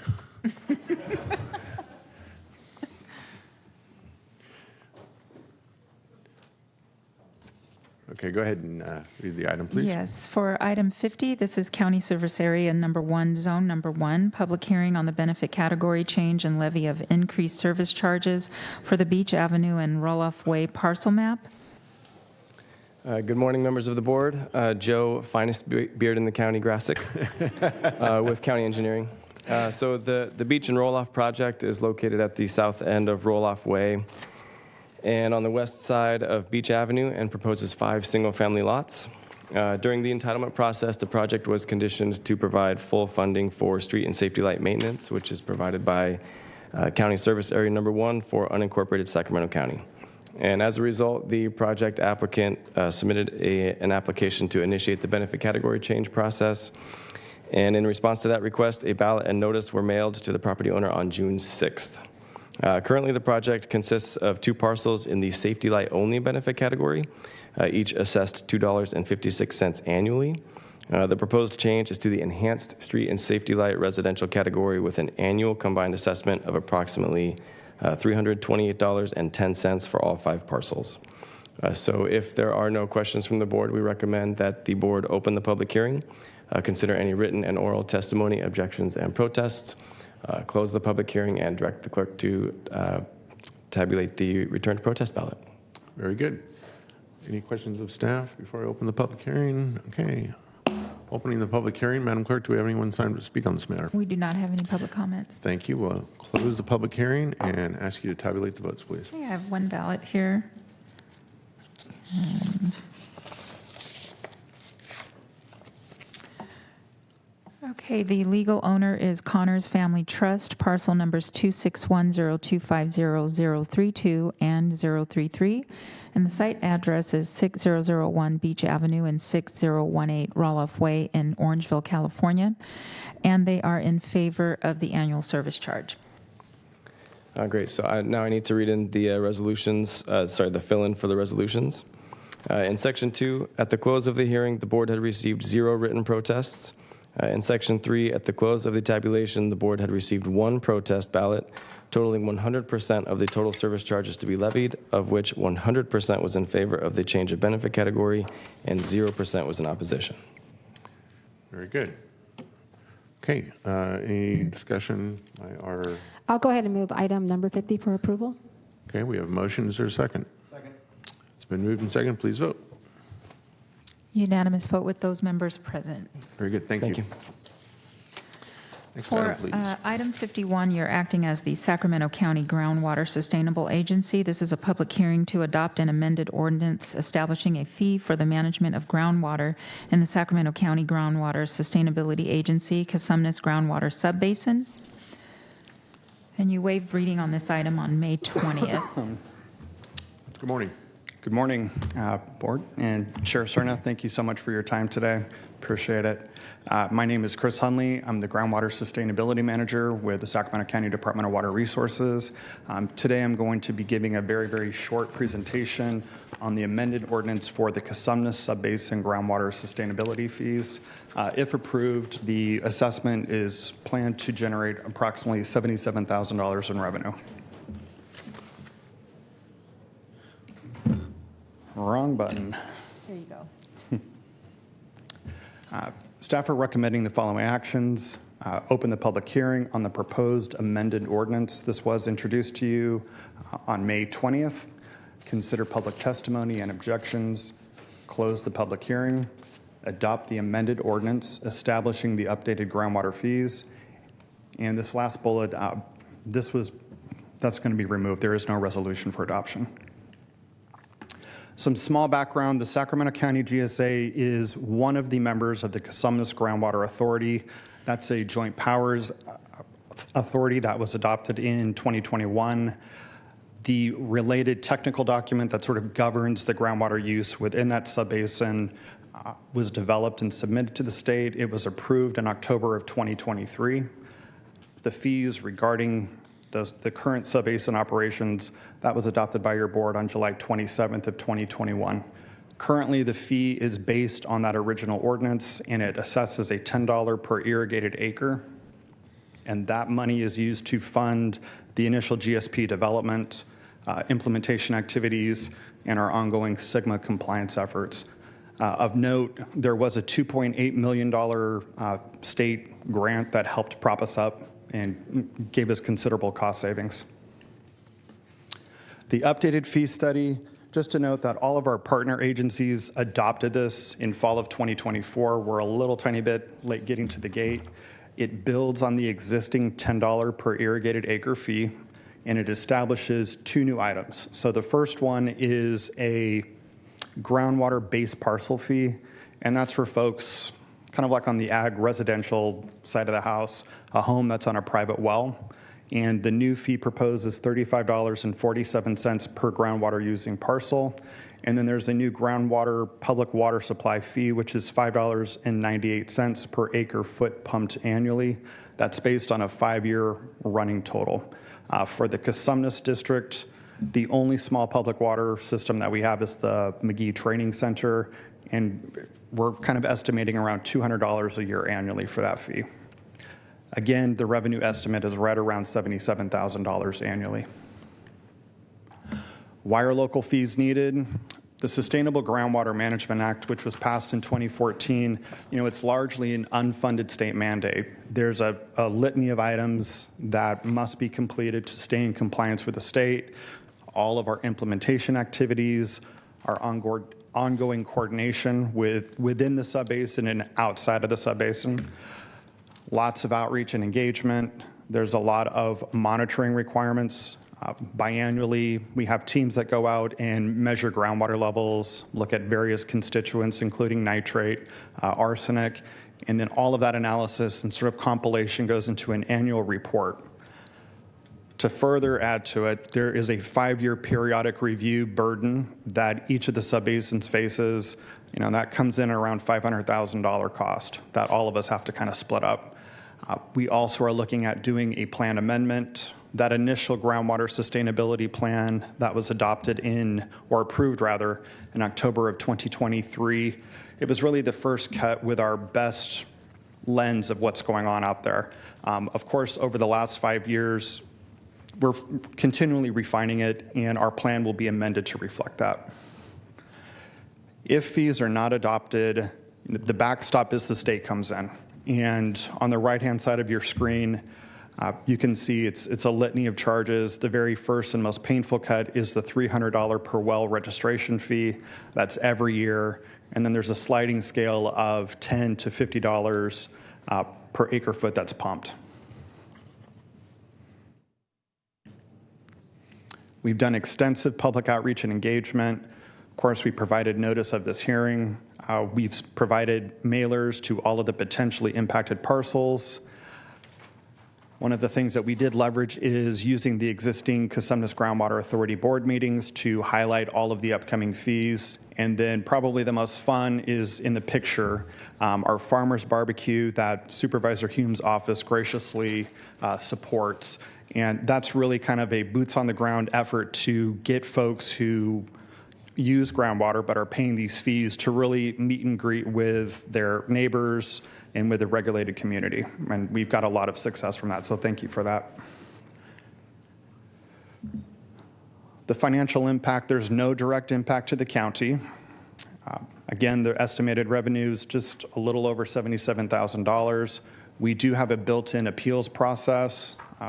Property owners can submit their appeal in writing to us.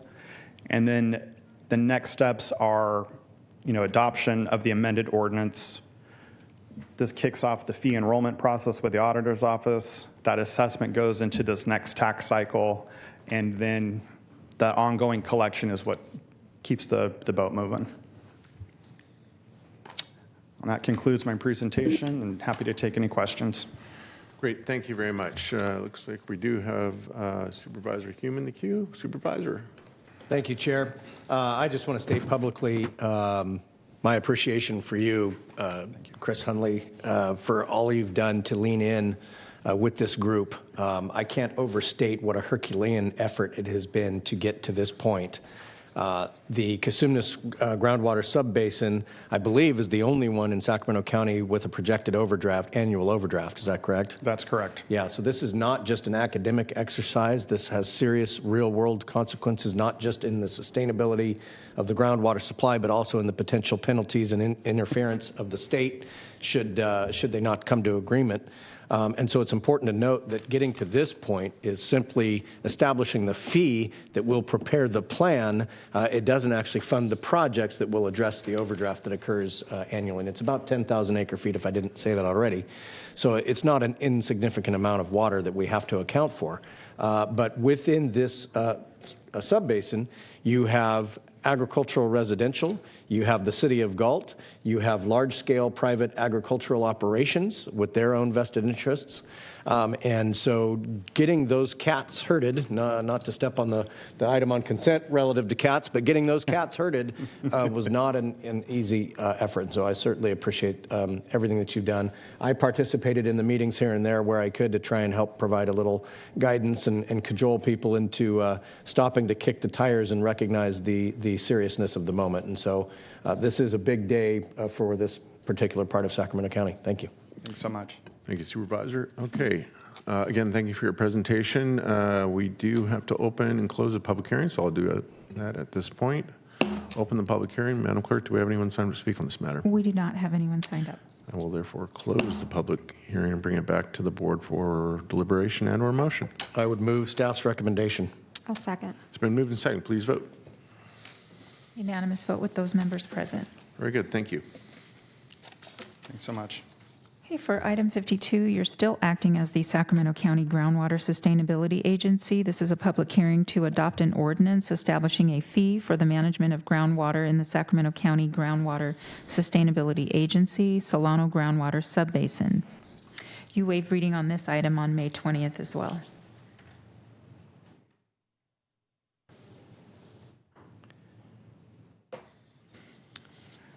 It's me again.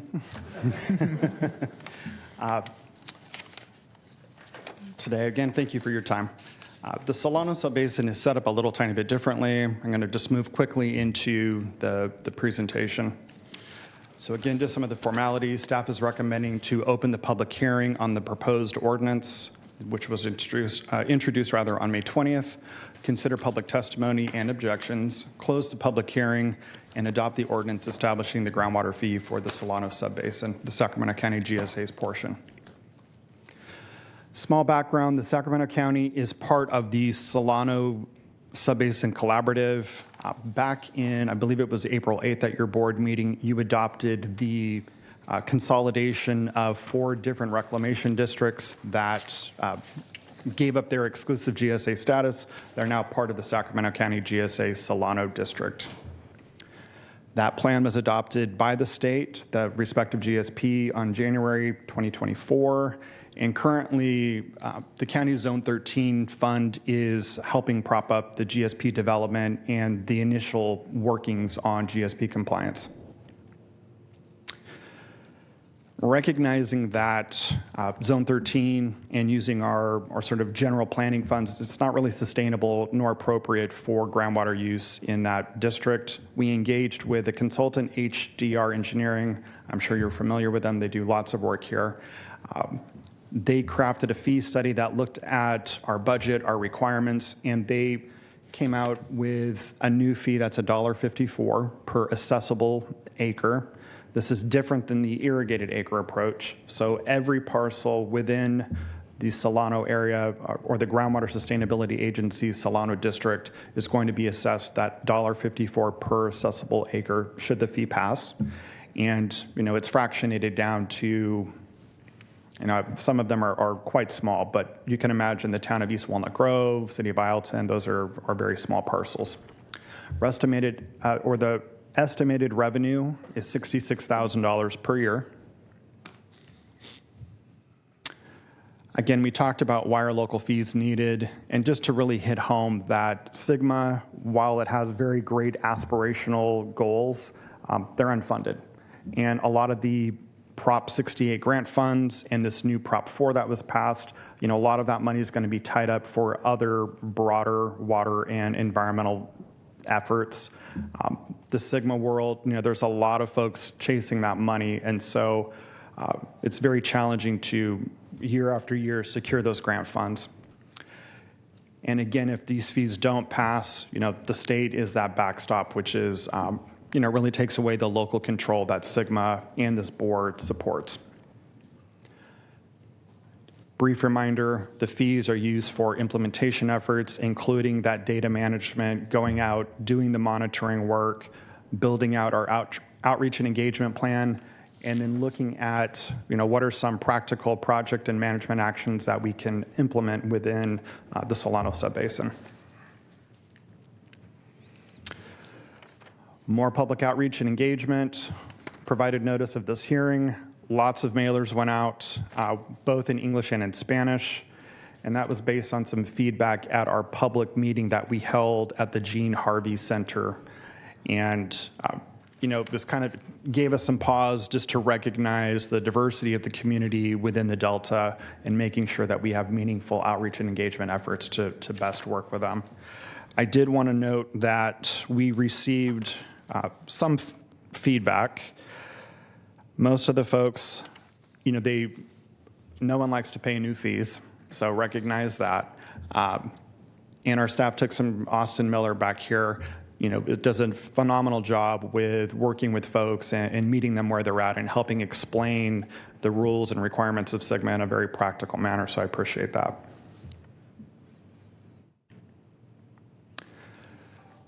No direct impact to the county. Again, the estimated revenue is $66,000 per year. That same appeals process is built into the ordinance, and then the same next steps, hopeful adoption of the ordinance. The fee enrollment process begins late this week, and then the new assessments will be included on the next tax cycle. Chris, before you continue, Supervisor Hume. I was going to speak at the end. Oh, okay. If that's okay, thank you. Perfect timing. and that would be now, apparently. So just unlike the last item, this one's interesting because the portion of Sacramento County that overlaps in this subbasin, the groundwater table is considered a nuisance. Literally, you step too hard on the grass and water's going to cover your shoe. But it should come as no surprise to colleagues that when the state imposes unfunded mandates, they have the sword of Damocles hanging over you that we will come in and usurp all of your local control and life will be worse off. What? Yeah, I know. Color me surprised as well. But I want to acknowledge Austin Miller, who has diligently tried to get me to attend a meeting in Vacaville for the last year. and I've just refused to do it because, again, I can look my constituents in the eye and say they're better off paying the fee to keep the state at bay, but it really is an exact obverse of the previous item wherein there was a problem for which we were trying to solve versus sort of the ridiculousness of this situation. So thank you for your work. Thanks so much, Pat. All right, very good. Thank you for the presentation. Any other questions? We're taking action, correct? Yes. Okay. We'll move staff's recommendation. Okay. It's been moved. Chair will second. Wait, is this a public hearing? Yeah, I was going to say, Oh. could you open and close it, please? Open the public hearing. Madam Clerk, do we have anyone sign up to speak on the matter? We do not. Close the public hearing. Thanks. Thanks for the reminder. Okay. We still have a motion and a second on the table, so please vote. Unanimous vote with those members present. And may I confirm who made the second? I did. Thank you. Thank you. Thanks so much. Thank you. Okay, item 53, you're acting as the Board of Supervisors. Authorize the County Chief Fiscal Officer to execute an equipment schedule number 3 with Bank of America Public Capital Corporation for the purchase of automated side-loading refuse collection vehicles for the Department of Waste Management and Recycling in an amount not to exceed $10.2 million, and authorizing the taking of all other actions necessary to the consummation of the transactions contemplated by the resolution. Morning, Colin. Good morning, Chair Cerna and Board of Supervisors. My name is Colin Bettis. I'm the County Debt Officer. The item before you now is a request to approve the issuance of the third in a series of short-term borrowings for fleet vehicles for the Department of Waste Management and Recycling. Per California Government Code, any borrowing of $100,000 or more shall be discussed and deliberated as a separate item. In the most recent rate-setting process for the Department of Waste Management and Recycling, the board had a desire to smooth rate increases over time. As part of that process, Department of Waste Management and Recycling started utilizing equipment lease purchase agreements to pay for some of the vehicles required to be purchased to comply with SB 1383, which required picking up compostable materials. This allows the department to spread the costs of the 21 automated side loader vehicles over the useful life of those vehicles. The equipment lease is a 7-year lease, not to exceed $10.2 million, with an interest rate from Bank of America that was the best that was proposed at 3.57%. This will be a fixed rate loan that is not an obligation of the general fund, but rather of the net revenues of the Department of Waste Management and Recycling. This concludes my presentation, and I request that the board consider staff's recommendation. Thank you. Very good. Thank you, Colin. Any questions? Okay, thank you. Madam Clerk, do we have anyone sign up to speak on this matter? We do not. All right, very good. Then at this point, I'll go ahead and move item number 53 for approval. Okay, very good. Is there a second? Second. It's been moved and seconded. Please vote. Unanimous vote with those members present. All right, very good. We are holding 54, 55 till 2. So on to item 56. This is the update on behavioral health initiatives, the Community Assistance Recovery and Empowerment Court and Behavioral Health Services Act.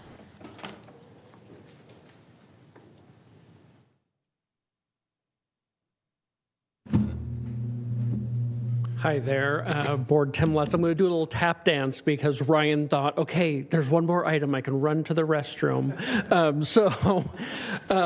The presentation for Community Assistance Recovery and Empowerment Corps and BHSA, Ryan's going to walk through when he comes over. I apologize Would for you that. like us to stand in recess for a couple minutes, or? He's been gone for a few minutes. He might Okay. be right here, but an odd circumstance, and I apologize for that. No worries. If you can cover for him, cover for him. Okay, I will. I can start off with community assistance, recovery, and empowerment, and when Ryan jumps in, I'll let him join. Very good. All right. So the CARE Act, as we brought to the board last last year to really implement this program across the state. It's really designed as a pathway for mental health and substance use disorder treatment for individuals who have schizophrenia spectrum disorder or other psychotic disorders. I think that's been one of the question marks of who qualifies under CARE Act. It is a little more limiting, but that also speaks to where we know drivers for people on the streets and homelessness. So this was a strong target population. Tim, before you continue, Supervisor Hume, do you have a question? Sure. I'm just trying to help you stall until Dr. Quist returns. But do you know or can you speak to why specifically schizophrenia was called out in the CARE Act, and or when it talks about other psychotic disorders, what the metric is used to determine diagnosis there? So I'll speak first on the schizophrenia part. I mean, what we know certainly from people cycling in and out of justice involvement, cycling in and out of homelessness, but challenges with those in homes is that that is a common, really difficult to address treatment where you have a lot of times non-medication compliance. So what CARE was designed to do was kind of fill some of that void and gap to try and provide additional tools to incentivize those that might otherwise not be complying with medication to agree to those services voluntarily and target that population. But why that disorder specifically? Because it would seem like there could be other situations where in that same situation, where that same issue persists of resistance to treatment and or medication. Yeah, I don't know if you want to try and answer that question. And by the way, it worked. Yes, it did. Good job. You didn't much appreciated. You didn't know how efficient we were. I actually asked if it was enough time, so I apologize. Ryan Quist, Behavioral Health Director. Am I picking up on that question? So I'm picking up on the question. We don't know exactly why that specific diagnosis. It came directly from the governor himself and his office regarding what their pick for the criteria for this. I will acknowledge that there have been a number of bills in the legislature considering expansion of it to consider other diagnoses. So far, none of those have passed, so we'll see if something happens along those regards. Thanks. All right, just start from the beginning. All right, well, good morning, everyone. I'm here to give you an update on a couple projects that have been going on, initiatives that have been going on here in Sacramento County. First, I have some brief updates on Care Court. I hopefully have some time for questions and discussion, and then I'll talk about BHSA, Behavioral Health Services Act, and again, time for some discussion if you'd like.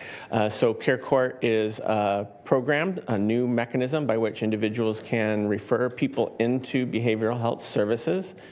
The criteria are that they have a diagnosis, we were just discussing, a diagnosis of schizophrenia or other schizophrenia spectrum disorders. It's for individuals who are not already stabilized in voluntary treatment. And the idea is that Care Act is the least restrictive alternative.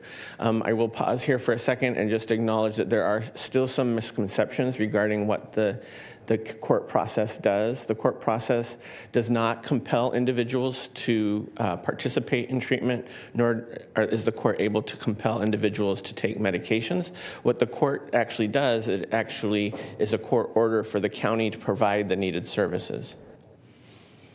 There are a number of people who can file a petition. This is the long list of people who can file petitions. It basically falls into three groups: family members, service providers, and first responders. So those are the folks that are able to file a petition. Can I interrupt real quick? Absolutely. I want to go back to what you just said earlier about the act does not compel the mandatory administration of psychotropics or other medications. But it does compel, if I heard you correctly, the county provide the services. What is the mechanism by which it legally compels or not someone then to respond affirmatively to the offer of the services? Because that is really, for me, kind of the crux of the issue. That there's not there's no compelling going on in terms of accepting the treatments. But there is we have seen we call it the black robe effect, where if an individual is called before a judge, that experience by itself encourages conversation around what are the challenges that they're experiencing and why did they get called before the court, and then what are the challenges or barriers that are making it difficult for that individual in their attempts at participating in services. And we see a range of different reactions to those conversations. But we've been seeing some good, about 2/3 success. I was going to ask you if we actually have any, or if there is any like statewide data, let's say as it relates to Laura's Law, because I think the same black robe effect is germane to that law that's been in existence now for years. It'd be interesting to understand what that effect does to, encourage participation versus, someone that's not, hasn't been exposed to that offering in terms of, being before a judge and understanding that there's interest in trying to help the individual kind of in a, I guess, more legal and clinical atmosphere. So I don't know if the executive director in charge of social services would like to chime in. Looks like she does. No, I just wanted to also just kind of build on what Dr. Quist is talking about. Care Court is really just one tool in our toolbox. There are a number of other pathways into involuntary care that Dr. Quist can address either now, or just wanted to let the board know that we've been asked by you, Chair Cerna. I know we have a homeless joint city-county meeting coming up, and I know you wanted Dr. Quist at that meeting to address some of the pathways into care. So there will be a fuller presentation on this on October 28th, but certainly Dr. Quist has all that information now if you have specific questions. Thank you. Thank you for the reminder. And I'm glad that that's on everyone's radar for the joint meeting. I think it's actually going to be one of the more critical elements of our collective discussion. So thank you. Thank you. One of the challenges that we've heard about in terms of making it more difficult to participate in this program is the paperwork. You have to actually file court documents. So we have tried to do our best to make those as accessible and easy to access as possible. If for members of the public, if you have access to this PowerPoint in the board's materials, and those are live links you can click on in order to travel to the relevant forms. In addition, if you want to do a Google search, if you Google searched Sacramento County Care Court, the top two-ish results will be for the Sacramento Superior Court Self-Help Center, which has self-help materials available in order to complete the forms. The other one will be our Sacramento Behavioral Health Services website, which also has those same materials on how to complete the forms. Here in the county, so we went live in December, and we have established a small but mighty team of clinicians and peers who are doing this work. When a petition comes over from the court, they go out and find the individual, which is often a feat unto itself, but also then begin to engage and form a relationship with those individuals.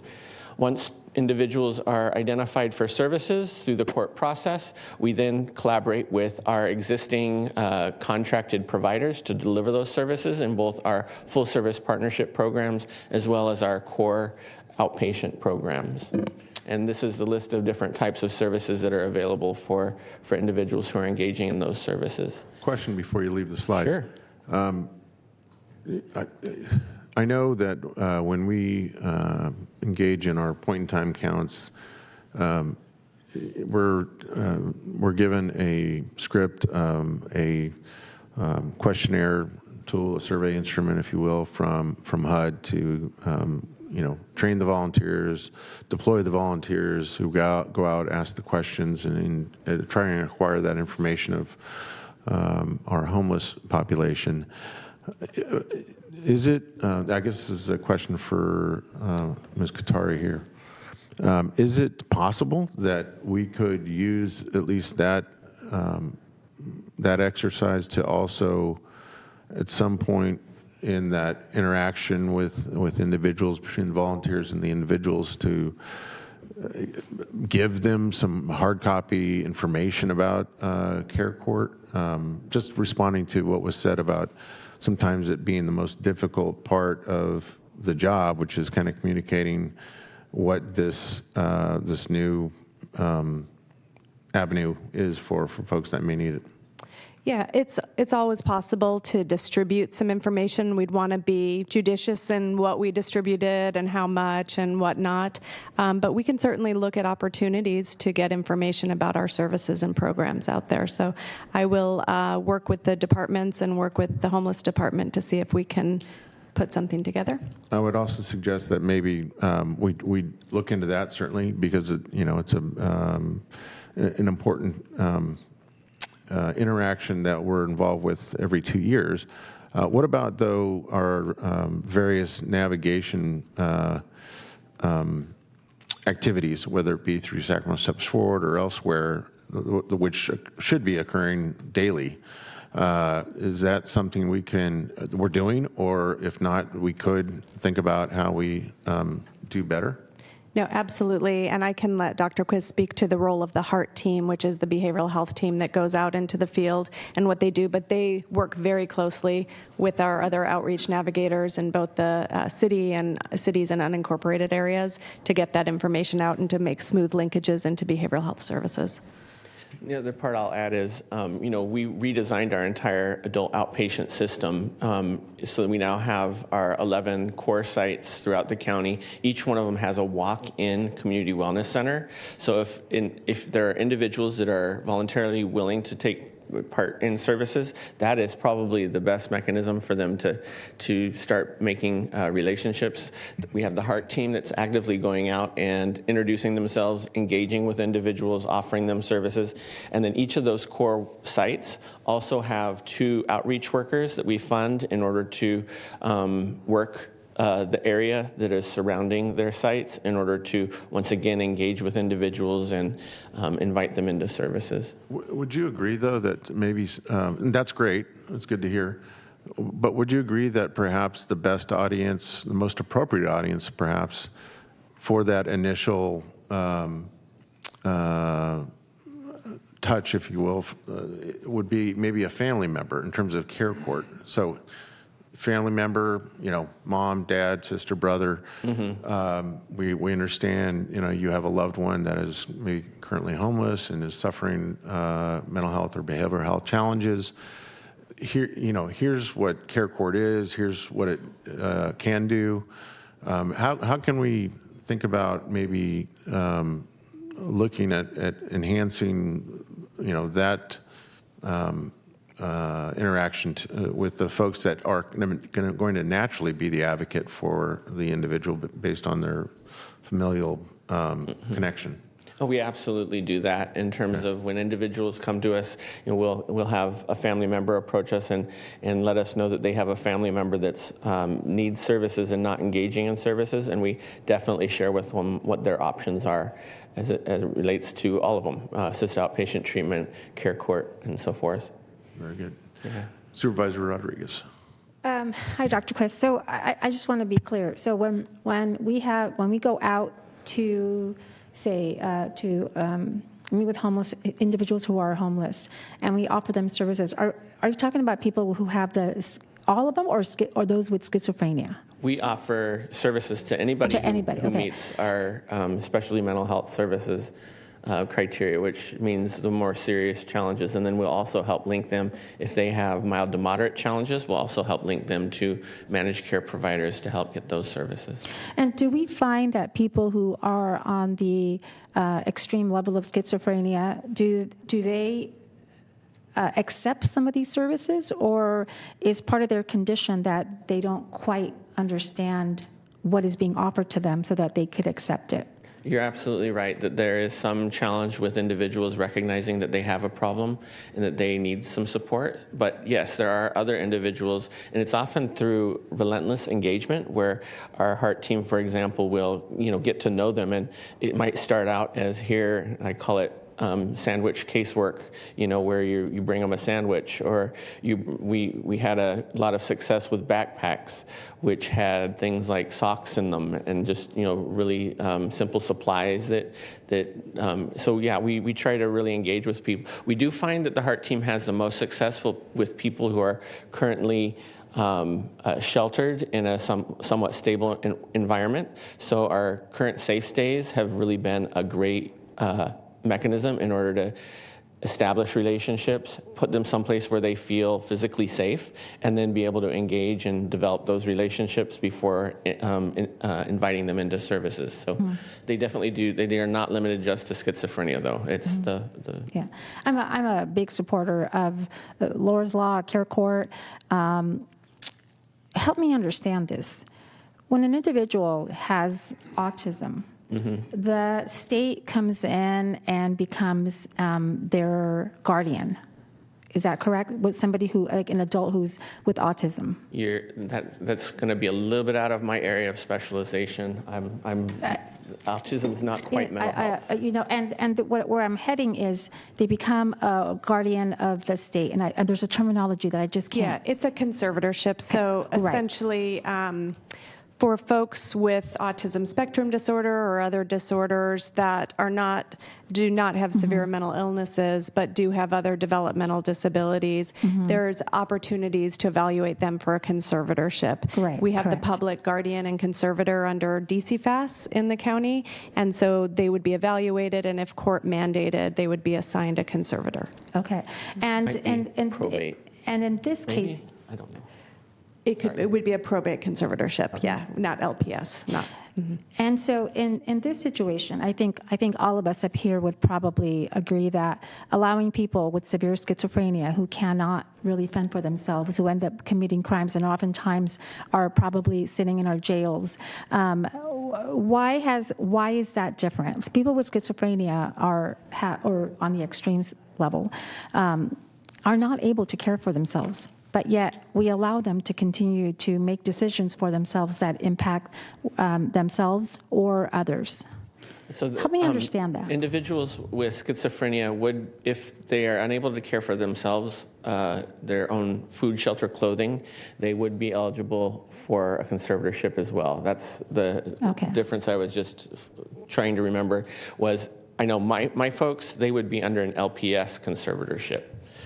So if somebody had a diagnosis of schizophrenia and they went through the process of involuntary treatment while they're, for example, in the county-operated mental health treatment center, if they were identified as not being able to care for their own food, shelter, clothing, which is called grave disability, then they would be eligible for potentially progressing through the courts in order to get that conservatorship placed. And that's one path. And then Care Court is another path for, say, family members to help get somebody the help they need. Okay. Correct. Thank you. Sure. And we're going to talk a lot about that at the presentation that Siobhan was talking about. Supervisor Hume. Thank you, Chair. I just want to kind of pick up on Supervisor Rodriguez's line of questioning here, and I certainly don't hold you accountable for the policies that we're implementing, given that a lot of these are set at the state and or federal level. But there's just a semantic issue here that gets played out in application, and this goes back to what the chair's line of questioning, I think, a little bit earlier was relative to the CARE Act, in that it only mandates the provision of county services. We are providing those services. We don't need to be told or mandated to provide those services. What we need is the acceptance of those services from the individuals who require them, and require is very different than eligible. If they are eligible, that does not suggest that they're going to take advantage of and actually utilize and be bettered by. And so, it's frustrating, and I appreciate we may view this through a different lens, and I certainly respect people's civil liberties, but where the free agency of the individual is given so much leeway that can have negative consequences on the rest of society and on themselves personally and on their families and their loved ones, et cetera. And so at some point, I would hope that cooler heads will prevail to where we can figure out a way to strike a better balance to get these folks, many of whom don't know that they're ill, the help that they need without necessarily going back to draconian situations than maybe that we employed in the past. But there's got to be a better way than what we're doing. And I'll just add, and we'll be prepared with some data. We do a lot of what Dr. Quist was saying about LPS conservatorships. There are a lot of LPS conservatees in the county, so we are using those other tools. I would envision Care Court as being sort of off to the side, as being one tool that is, you're right, it's not compelling the person to participate. But all of our other tools do, in fact, compel the person to participate. So this is a very narrow slice, and we're looking forward to that bigger presentation because I think it will sort of lay out the full picture of those tools that we're using on a daily basis alongside our partners. So. All right, our Care Court program has had quite a bit of success working with the new availability of our behavioral health bridge housing, and has been actively making placements into those safe stay communities, as well as our other behavioral health bridge housing. So that's been a success through this program. In implementation, we have developed a very strong and successful collaboration with all of our court-related partners. So from County Council represents our actual behavioral health in terms of helping us with the petition process. Public Defender represents individuals who are called respondents, for whom petitions have been filed. Of course, the judge is very much involved in helping to create an environment that is non-adversarial and supportive of the treatment process. And then also big shout out and thanks to the Superior Court's Self-Help Center, which has developed resources and supports for individuals who are interested in filing petitions.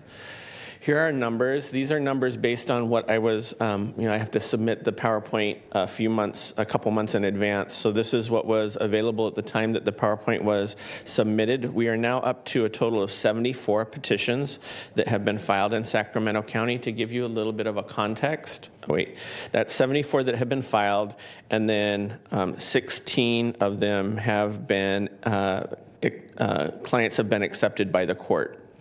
To give you a little bit of a context, Orange County, 3.1 million census, so that's almost twice the size we are.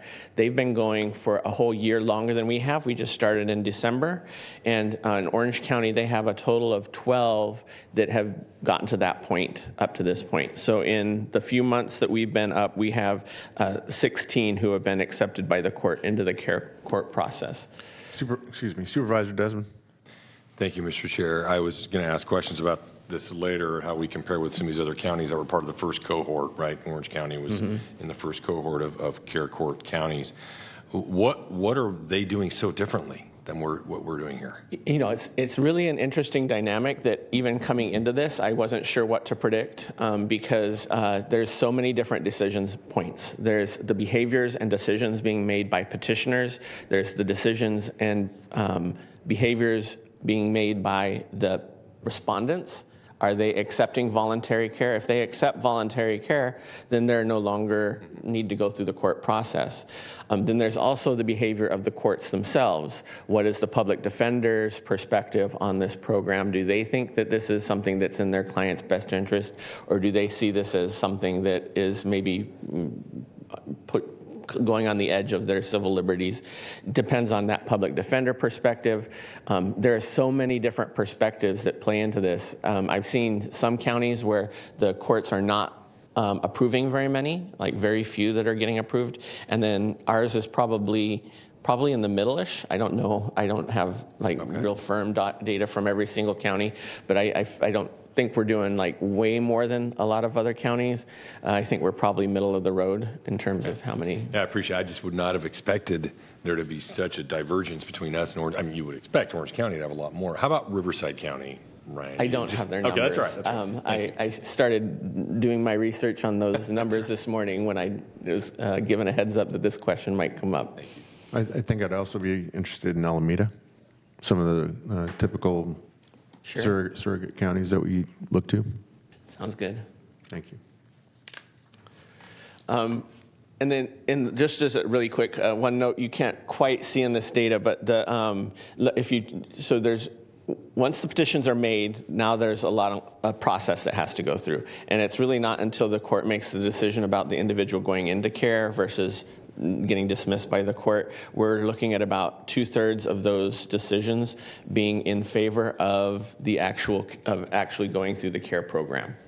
So that gives you a little bit of a context, and I think some of that also makes a difference in other behaviors. If people hear that they have to do all this paperwork and then it's not going to result in care court program anyway, then maybe they don't do the paperwork. But we're seeing actually, good 2/3 are ending up in the program. So I'm hoping that also affects the behavior of folks wanting to file petitions.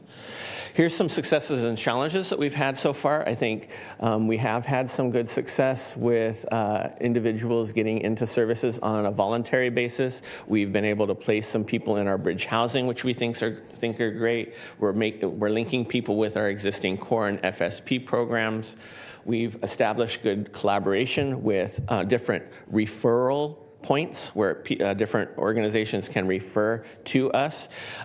Correctional health, public guardians, courts, and our other co-response teams are good referral points. Out of those that are getting filed, those petitions that are getting filed, the majority, the most frequent petitioners are family members. The second most, though, are our inpatient hospitals. So we are seeing some good referrals coming from our actual service providers in the community. We have great teams, including both clinicians and peers.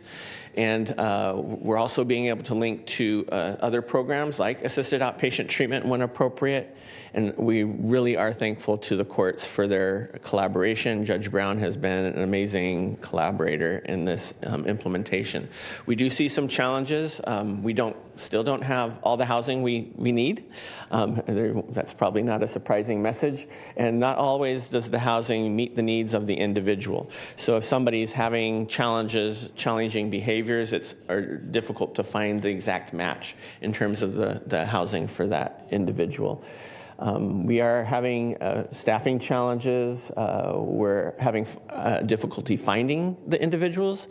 Sometimes to find the individuals, the team has to go into questionably safe environments, which requires support for our team members. And then we're also seeing co-occurring substance use is also a play. Can you expand a bit on the challenge of going into quote unquote dangerous environments? Questionably safe environments is because what we're doing is, these are the team's being told, okay, well, he's in this encampment in this general area, and then the team has to go out there into that area without really knowing the area themselves well or knowing the other people in that area, and so they're having to. So let me ask it this way. So I think you were here for our budget deliberations, and we had a lot to say about, and in here, about the sheriff's funding commitment for HOT.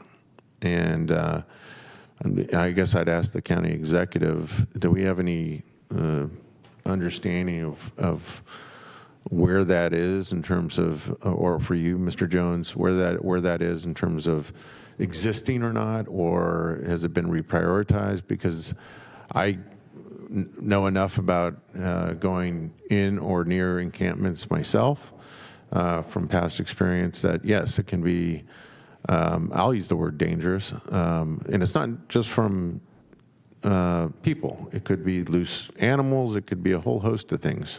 Could be needles on the ground. So if that is actually having this known adverse effect on our ability to just contact and begin the initial education about what we offer in terms of the suite of behavioral health services, I'd like to understand better the connection of, our hot teams or not being with the folks that are going out and what that really means. So I'm not sure who wants to respond here. I'll let Mr. Jones answer it. I know we've been talking about it since the budget, and we've been working with the sheriff's office to work on some plans for that, but I'll let Mr. Jones respond to that. Yes, thank you. So Eric Jones, Deputy County Executive, Public Safety and Justice. So I've been in discussion with the sheriff since the budget hearing when we spoke about the hot team, some of the funding being restored, and there was mention specific to the parkway. And so I'm in discussions with them on how they can commit to that, since I've also worked with county council that we can't really enter into a contract with them, or it would at least be unenforceable. So they did commit to me verbally, the undersheriff, that they would be concentrating on the parkway. So what about our ranger force? Is there, in light of hot being, sounds like still in a very ambiguous place, is there any perspective change to how our park rangers are being or could be deployed to provide some safety for the folks that need to or should be going into these camps? Dave DeFonte, Deputy County Executive. More than happy to chat with Liz about that. We haven't talked specifically in the recent past about changing the way the Rangers operate, but if there is needed resources, the Rangers are on the Parkway all the time, addressing homeless encampments constantly. I would argue they actually know the encampments and the people in the encampments better than we all think. Extremely well, extremely well. I think the board's very well aware that Liz and the Rangers have made that a gigantic priority for their operation, and they do know the Parkway and the people on it extremely well, so they're well situated to do that work. I would like to encourage that if we're not getting the appropriate agencies, all of whom have just been referenced, together to enhance safety for our people that need to interact with the folks that need the help. Time's a wasting. We need to do that. So. Supervisor, I'll just add, we're committed to doing that. We'll pull the groups together and have a discussion with them and see what we can do to improve that safety. Thank you. Supervisor Rodriguez. I have a comment and a question. My first comment is, having gone out to some of these encampments with nonprofits and our police department, it worked well when the nonprofits who work with trying to get individuals out of homelessness into services, they know them by name, just like our cops did, but nonprofits know them by name, they know their situation, they are very warm to these individuals because of their compassion to their situations, and it was always great to have public safety along with those when we would go in. So I just want to give them that feedback that our nonprofits do amazing work in our communities, and ensuring that there's some kind of that public-private partnership in tackling this issue is important. My question is, so hypothetically, if we could get individuals who have who are on the spectrum of having severe schizophrenia, and say we looked at our jails and identified those individuals who probably should not be in jail but should be in some kind of a care facility, maybe indefinitely for the rest of their lives, who would pay for that? Where would funding come from? We would pay for that. The county? Mm-hmm. Mm-hmm.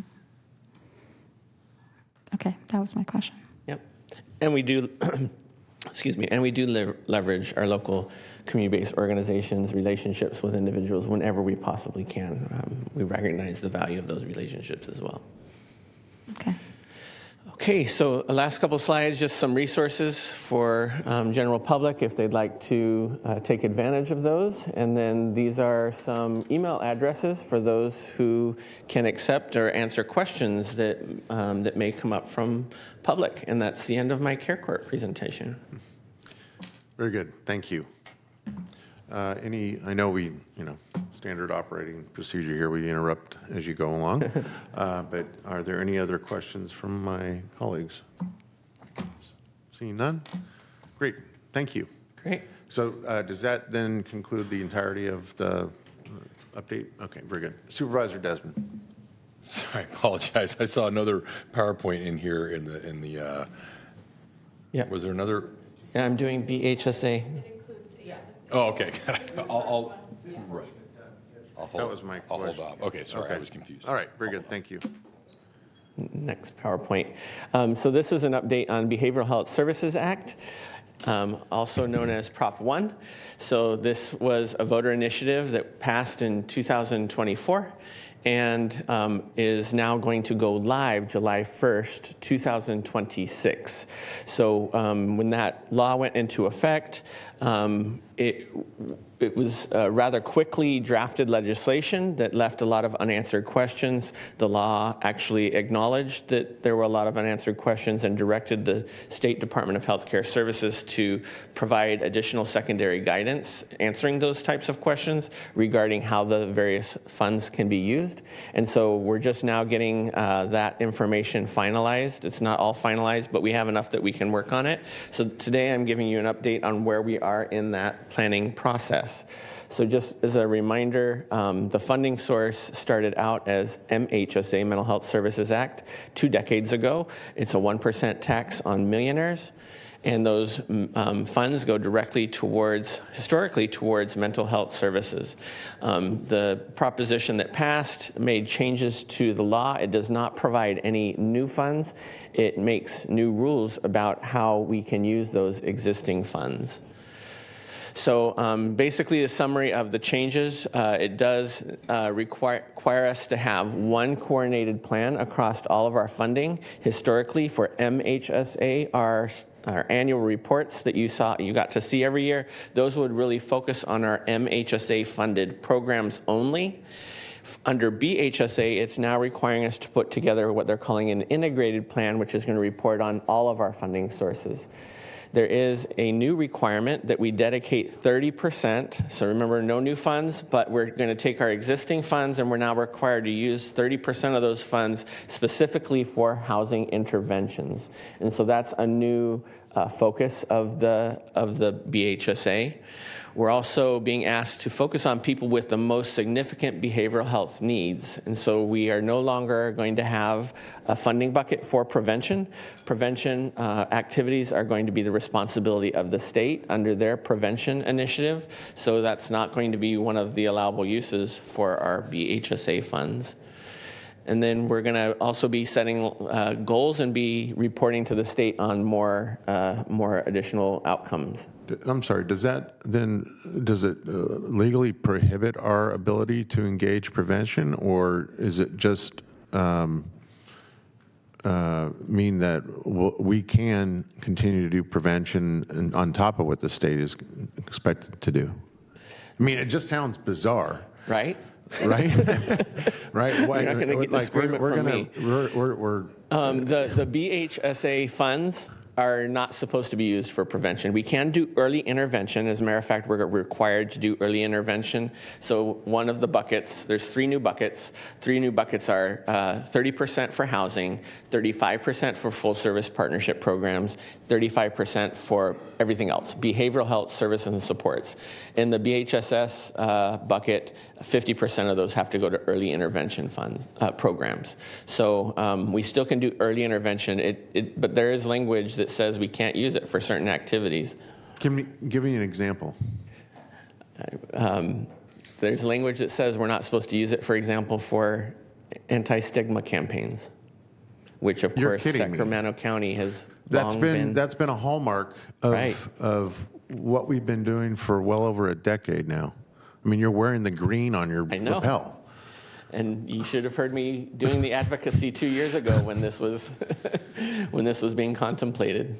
Okay. It's really unfortunate. It is unfortunate because I'm a big fan of the anti-stigma efforts, because that is for me, that seems like it's the most obvious breakthrough that you can have with someone, is getting them finally to a place where they're not afraid to come out from the shadow of, this perception that they'll be criticized and stigmatized for, having legitimate mental and behavioral health issues. So Supervisor Stern, I'll just add that it doesn't preclude us from using some other dollars for that, such as behavioral health realignment, but we just have to be really cautious because as these dollars get shifted and our expectations are greater on the county, we just have to be cautious about how we use those. But if it is a board priority, certainly we can use other dollars for that as well. yeah, I think at another appropriate time where maybe we do a little deeper dive on this, I would like to understand if we're going to be cautious about it, what's at stake, both if we choose not to fund, for instance, anti-stigma, or if we choose using a different funding source. And of course, every time we look at our funding decisions, we know there are consequences. So I appreciate your cautionary note, but that's something that I would like to know more about. And we're going to cover that quite a bit. In a minute, I'm going to tell you about our planning process, and there's definitely going to be a point where we have those tough conversations. Thank you. So just really quick, I do want to zoom in on the one bucket that's for housing interventions because this is a new requirement. So the new requirement is 30% of our total BHSA funds have to be used for housing interventions. Of those funds, 50% have to be used for those who are chronically homeless. So this is a new responsibility. To give you a little bit of a context, we were already doing a lot of that. This is this needs a huge asterisk on it because this is constantly changing as we're coming to both understand the requirements and what is allowable in each of the different buckets because the requirements and secondary guidance has just been released by DHCS over the last few weeks, and we're still getting to know what those requirements tell us. So this is probably going to change. As a matter of fact, this has already changed from the materials that I'm presenting to community in our different planning processes. But basically, we were already doing $5.5 million a year under MHSA. Our total amount that we project in the housing intervention bucket will be $31.5 million. And then behavioral health bridge housing was an opportunity, but it's one-time funds that were used for us to create new capacity for behavioral health transitional housing. Those one-time funds obviously are going to expire. And so the governor's administration has been very clear that they're hoping and expecting that our BHSA dollars will be used in order to help maintain those, which makes sense to some extent anyway. So to give you an idea, it's actually now estimates are around $22 million that it will cost for us to continue to maintain our existing behavioral health housing that we've created. So we're already have enough initiatives that's above that. Now, it is not to say that we can't make prioritization decisions around how we want to use those $31.5 million, but just want to give you a little bit of a context. This isn't a whole lot of brand new money, is what really I'm trying to say. Just to give you an idea, I'm not going to go through all these, but this is what the current MHSA components are that we're already paying for under MHSA. That adds up to that $15.5 million. So we're already doing quite a bit there. And then this is our current operating expenses for our behavioral health bridge housing. Again, this is now up to $22 million because we've put a significant amount more money in the sober living bucket. So that recently went up since I put this PowerPoint up. So we're still continuing to refine what this is going to look like. One of the other requirements of BHSA is that we we've always had a community planning process under MHSA. What it does under BHSA is it takes our community planning process and requires us to include even more different voices and groups. And so I'm not going to read through this, but this gives you a little bit of an idea of the type of input that we are going to be taking in order to provide us, inform us in how we establish our integrated plan going forward. We need to include a lot of different voices and perspectives in how we design our delivery system, with emphasis on diverse viewpoints, including those who are working with underserved, racially and ethnically diverse communities, our LGBTQ+ communities, victims of domestic abuse and sexual abuse, and people with lived experience of homelessness. Dr. Quist, could you go back now 2 slides? There we this says must be engaged.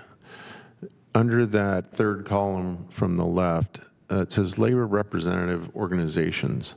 Does that mean that we are obligated by law to, is that a reference to like a meet and confer kind of obligation? What? It's not quite a meet and confer, but it's an opportunity for them to provide feedback and thoughts around if they see priorities for how we should be thinking about the delivery of our system.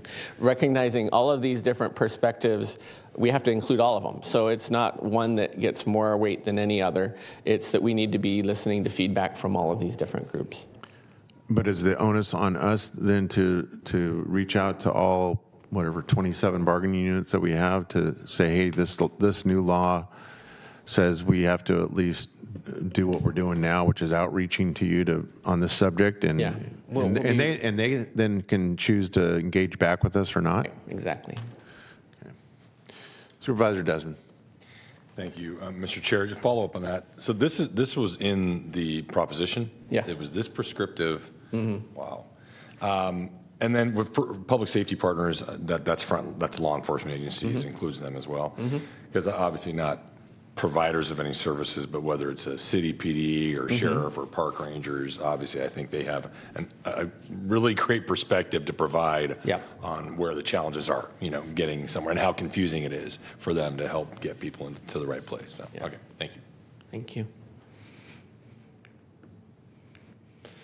So we're going to be collecting information and feedback from the community in 2 phases. We're currently in the first phase. We've already started, and in this first phase, we're basically going out to our community, and we're calling them community conversations in order to solicit information on what do folks see as our existing behavioral health strengths, our glows, where are things that we're actually doing well, and we want to make sure we keep doing, as well as where are our grows in terms of where can we make further system improvements. Again, this is no new money, so we're not looking at necessarily rolling out a whole bunch of new programming, but how can we make adjustments to our existing programming in order to make sure that we're continuing to do some improvements within the community.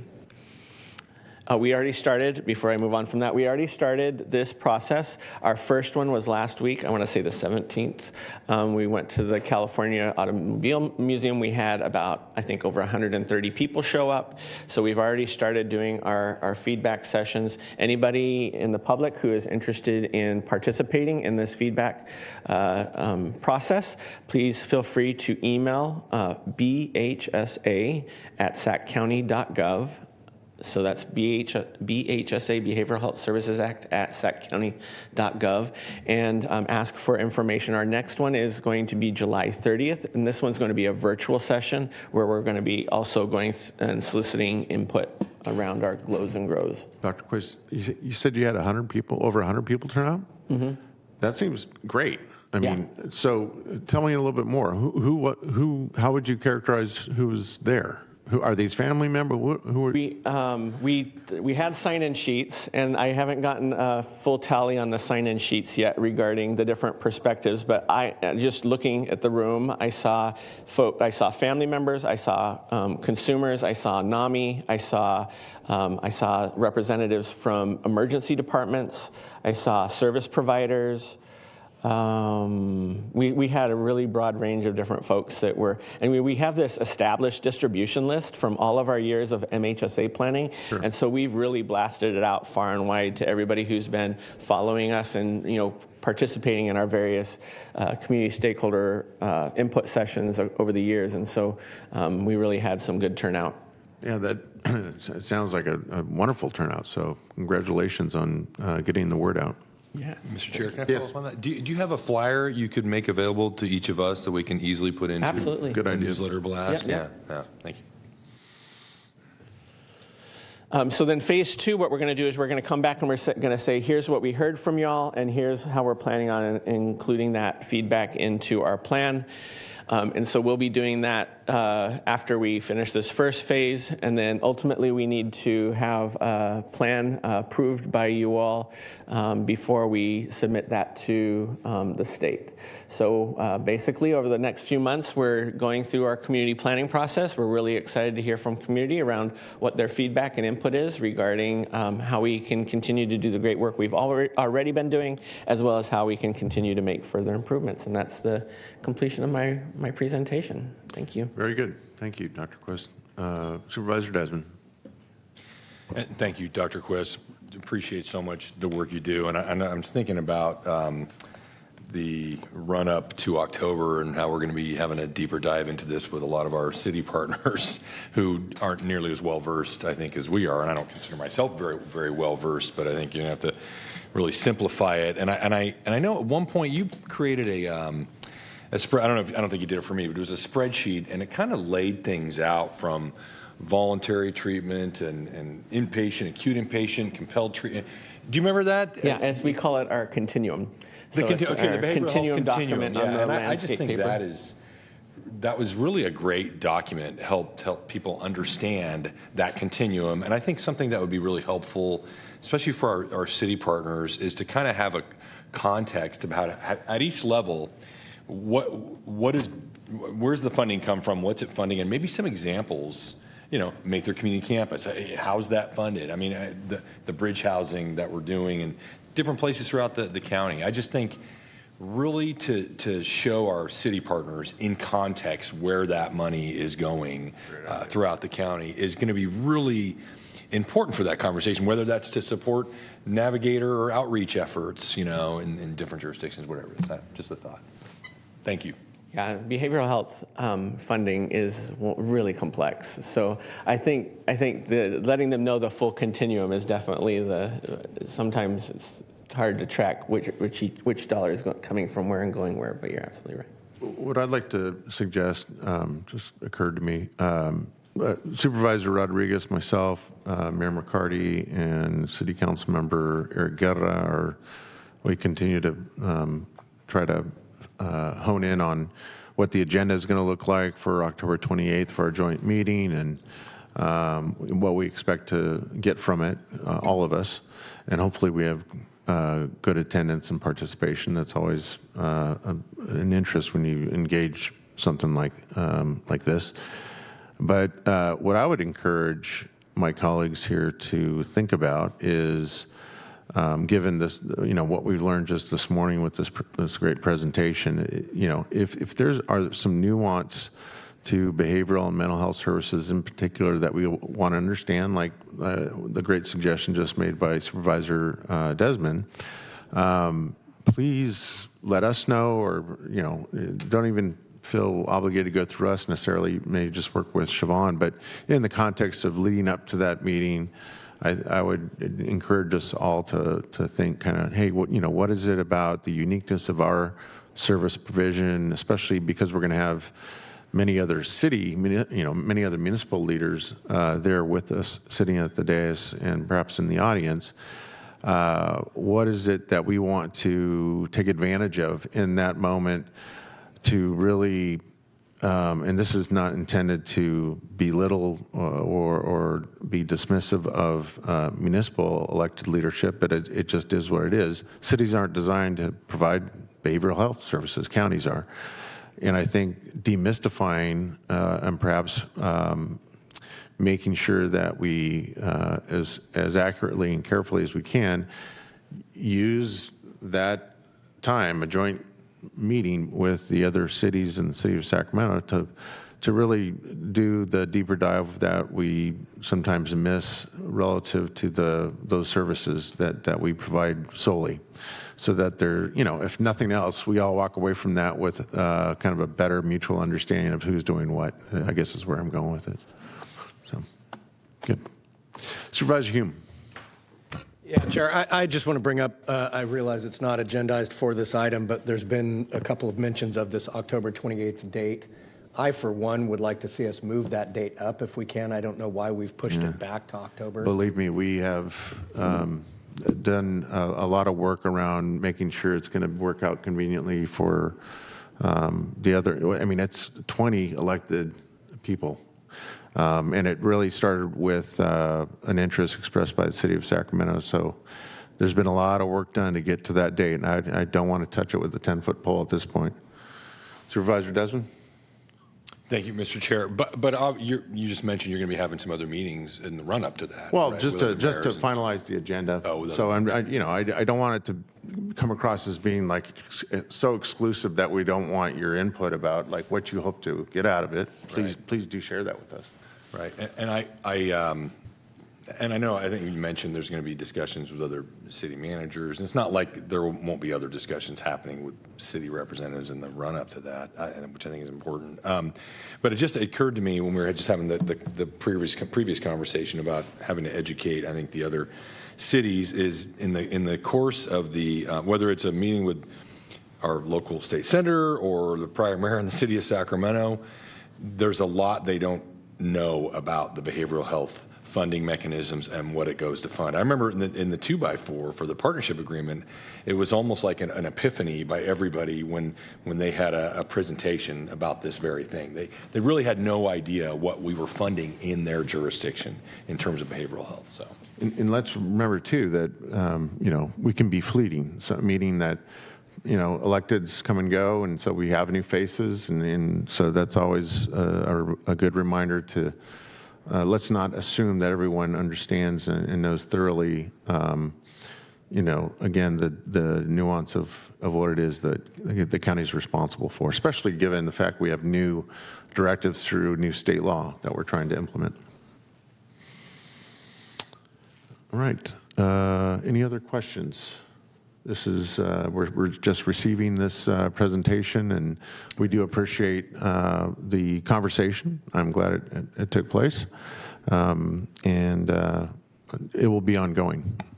So again, thank you, Dr. Quist and Tim and Siobhan, for your work leading up to the presentation. And Supervisor, I'd just add that when we first started with the Care Court in December, you had asked that we come back every 6 months. So given your recent comment, it sounds like we'll be back in about another 6 months to provide another update to you. Terrific. Thank you very much. Thank you. Madam Clerk, do we have anyone signed up to speak on this matter? We do not. Okay. Very good. Which brings us to the conclusion of our morning. No, if you No? don't mind, could we take your nominations and appointments? Sure. Okay, that would be item 57. We are continuing to August 5th, the Carmichael Community Planning Advisory Council, Disability Advisory Commission, Elk Grove Casumna Cemetery District, South Sacramento Area Community Planning Advisory Council, Vineyard Area Community Planning Advisory Council. Continuing to August 19th, County Service Area 4B, Slough House, Wilton Casumnas, County Service Area 4C, Delta, In-Home Supportive Services Advisory Committee, the Equal Employment Opportunity Advisory Committee, Natomas Community Planning Advisory Council, and the Sacramento County Youth Commission. And for your first matter, we have the Carmichael Recreation and Park District. please reappoint Joe Levitt and continue the remainder to August 5th. Okay, Children's Coalition, Please continue to September 9th. Cordova Community Planning Advisory Council, Supervisor Desmond. Please nominate Ejiro Okoro to fill Jesse Garcia's seat and continue the remainder to August 19th. Thank you. Supervisor Hume. I'd like to nominate Daniel Reyes and continue the remainder to September 9th. Thank you. Developmental Disabilities Planning Advisory Council. Please continue the item to August 19th. Mission Oaks Recreation and Park District. Please reappoint Patricia Todd and Michael Tucker. Thank you. North Highlands Community Planning Advisory Council. Please continue to August 5th. Rio Linda Alberta Community Planning Advisory Council. Please continue to August 5th. Sacramento County Behavioral Health Youth Advisory Board. I'll start with Chair Cerna. I'd like to reappoint Clara Armstrong and waive the process. Second. Unanimous vote with those members present. We'll skip over District 2 has a request to appoint Kiara Yates and to waive the process, but I'll defer to the chair to make that And you have motion. that on good authority through the District 2 Chief of Staff? Yes. Okay, then I would move the nomination and look for a second. Second. Please vote. Unanimous vote with those members present. Supervisor Desmond. Please continue to August 5th. Supervisor Rodriguez. Please continue to August 19th. Supervisor Hume. Please continue to August 19th. Thank you. Sacramento County Treasury Oversight Committee, Chair Cerna. I'd like to reappoint Joseph Wilson and waive the process. Second. Okay, unanimous vote with those members present. And we do not have any applicants for Supervisor 2, and so they're asking to continue that to August 19th. Supervisor Desmond Please continue to August 19th. and Supervisor Hume. Also continue to August 19th. Thank you. Sacramento Environmental Commission. Please continue to August 5th. Okay, and that concludes your nominations. Thank you. All right, very good. So that concludes our morning. Yes. Very good, thank you. So we do have closed session. And return at 2 o'clock for those 2 items. Correct. So we will then stand in recess till 2 p.m. Thank you.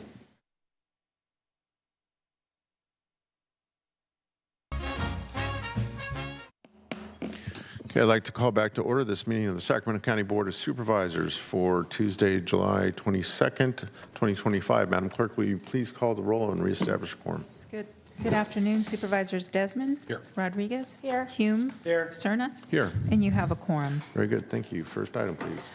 We are going to item 54. This is the RK Grocery and Food Market PCN, a request for a public convenience or necessity letter from the Board of Supervisors regarding a Type 21 off-sale beer, wine, and spirits liquor license.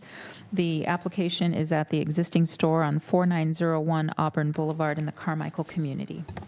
Good afternoon, Kimber. Good afternoon. I understand you have a new title behind your name, relatively new title. Is that correct? That's correct. Yeah, well, congratulations. Thank you. You are our newest principal planner in charge of current planning, if I'm not mistaken. That's right. So congratulations on that. Thank you. Congratulations. Thank you. All right. I do have a PowerPoint. Here we go. Okay, so I'll be presenting the RK Grocery and Food Market PCN to you all today. This project was processed by Irving Huerta, who's our associate planner in Team East.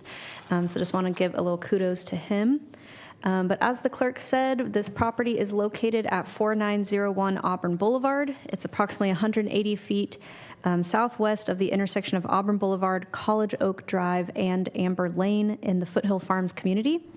The applicant has applied to ABC for a Type 21 off-sale liquor license for RK Grocery and Food Market to sell beer, wine, and spirits, and it is an existing specialty market. The market consists of an existing 3,720 square foot commercial building. And ABC did identify that the applicant's liquor license request is within a geographic areas having an undue concentration of licenses, and that would also create a law enforcement problem based on local crime rates. Therefore, the applicant is requesting a public convenience or necessity letter from you all today. The site is zoned general commercial and is surrounded by commercial zoning and land uses.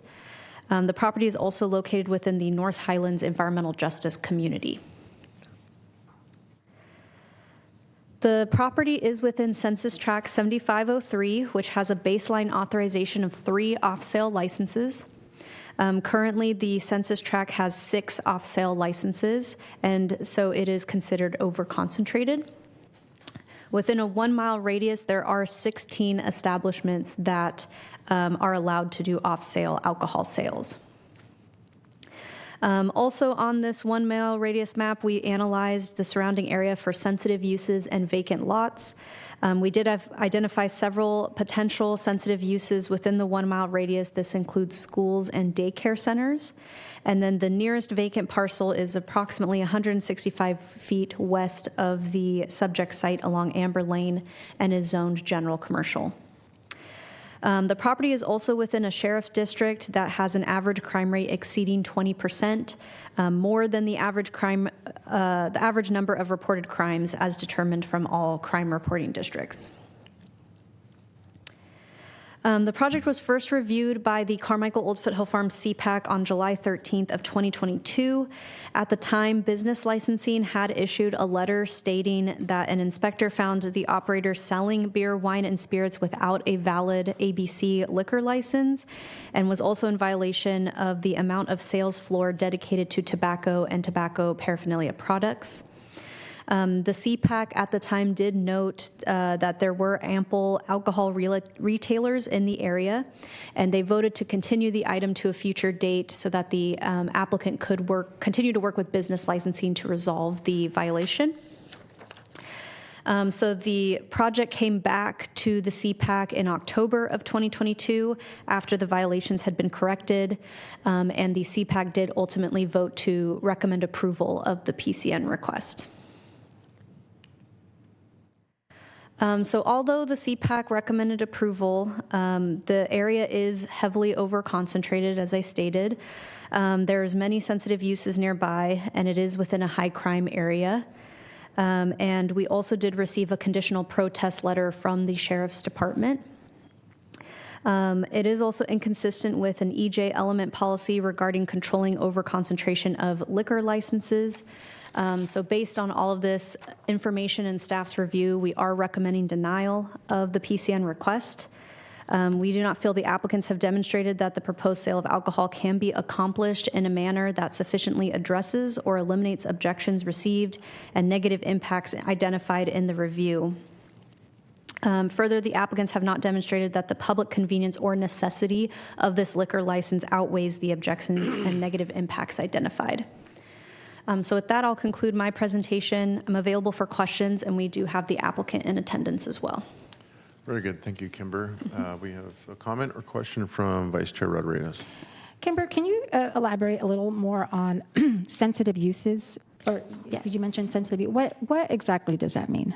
Yeah, so we include the sensitive uses that we look at in regards to alcohol licensees include schools, daycare centers, substance abuse services, and homeless services.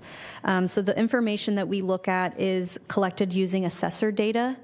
And because of that, the information may not be complete, but those are the sensitive uses that we look at, and those are ones that we've had discussions with board members in the past and also CPACs on being ones that are particular of concern located close to a number of alcohol sales. So after the applicant went through their process, the CPAC did approve this. They correct? recommended approval Okay. ultimately, yeah. And then the third question I have is the Sheriff's Department gave a letter of a list of 11 requirements that they would have to meet. Were those met? So we're not able to put conditions on the PCN letter itself. So basically what happens is that the sheriff will have to forward these conditions to ABC when ABC is reviewing the liquor license, and then they work with ABC directly to either add or not add these conditions of approval. So it might be a better question for the applicant to see if they will be adding these to the liquor license. And just to confirm, there is no liquor license at this premise, correct, today? Correct. Okay. Thank you. Any further questions for Kimber? All right, seeing none, thank you. Madam Clerk, do we have folks signed up to speak on this matter? We do. Okay. And our first speaker is Diane Kiefer.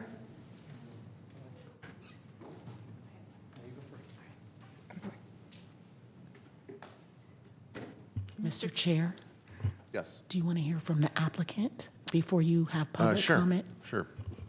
Does the applicant wish to address the board? Yes, but this woman's already approached, so I'm not going to.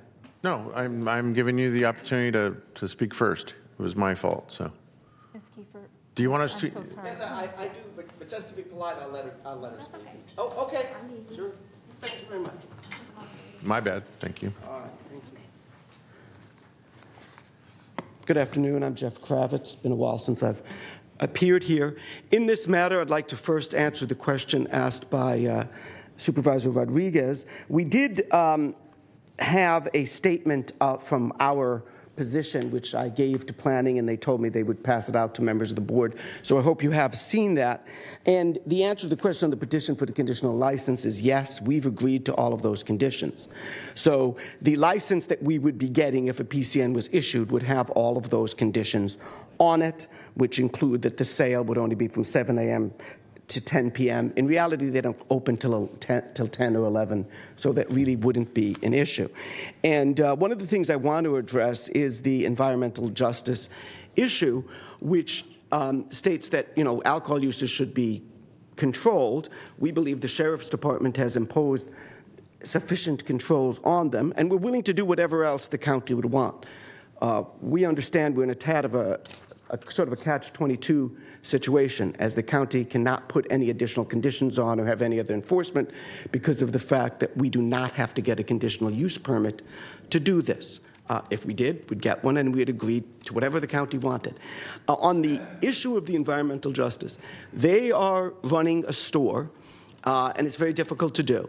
They have a food service that they have a license to provide cooked food there, which they do. A lot of it is people come in, a lot of it is for takeout services that they have through DoorDash, and actually they are open practically all night long. They have people come, and mostly pickups of food, and they deliver it. And then they sell other food items. They also serve the community, and they have a diverse food service from an international food service. And if they have a liquor license, their goal is to do the same thing, to have alcohols from various countries and so forth, to be a little bit more diverse and gives people something that isn't available. So if at this point, they've been fighting for this for a number of years. To give a little background, there's a lottery system. They succeeded in the lottery system. They were awarded a license by ABC, and this process began, and for various reasons, it's taken a while to get here. They really are not making a profit. They cannot continue. So if this fails, the odds are they'll go out of business. What you'll have is an empty storefront. You'll have another place not selling food. So that would harm the community. It would create more of a food desert, not less of a food desert. So yeah, we think we have to look at the entire situation as to what they do provide and what they can provide. They need this license for the purposes of making a profit. If the way business is in the world, alcohol has a much higher markup than other products, just the way the world is. And therefore, they'd be able to make a profit doing that. They don't intend on their business being only a liquor store. Right now, in the business, they have a kitchen that is cooking food and serving it. They're not taking that out. They're not going to do any of that. They're just going to add some alcohol to their services. The hours will be restricted that they serve, and they will do anything so that they can continue to operate. And we really think that if the goal is to allow diverse communities to have successful businesses, the county should approve this letter and let them go forward. And they've operated, by the way, they operate at night, and I'll tell you, they've not had any crime problem. That doesn't mean there's not crime in the area, but their particular experience of it is they haven't had that. They've put in new lighting. They're going to put in more lighting if they can go forward and have a successful business. So that's what they want to do. They just want to be a good neighbor, a good member of the community, and provide fresh food for people and make a profit. You can't run a business if you can't make money. That's how the system works. Okay, thank you. Very good, thank you. Supervisor Rodriguez? Yeah, I have a question for you, Jeff. So I get it. I get these are tough times, and businesses are struggling and suffering, and I try to support capitalism as much as I can. So this location currently, right now, is a convenience store / food, like a restaurant. Yes, they have a service counter where they serve food. Most of the food service right now is in the nature of DoorDash, which is a huge profit maker for all food businesses now. But they operate. You start around 11 o'clock, right? Yeah, and then they stay open all night long because DoorDash orders come in. Mm-hmm. Yeah. What % of alcohol is expected at this location? They're expecting to only have 10 to 20% of their sales be alcohol. Okay, and then I just have one question. So they were selling alcohol without a license prior to. Can you give me a little background on how that came to be? Well, that was actually a holdover from the prior tenants, and that's why they were able to get the vote of the community in favor of it. They cured that problem, and I mean, it took place a long time ago, and I wasn't their attorney at the time, but this is my understanding of what happened. Mm-hmm. Okay, thank you. Okay, any further questions for the applicant? All right, seeing none, thank you. Okay, now we'll hear from others. Diane Kiefer.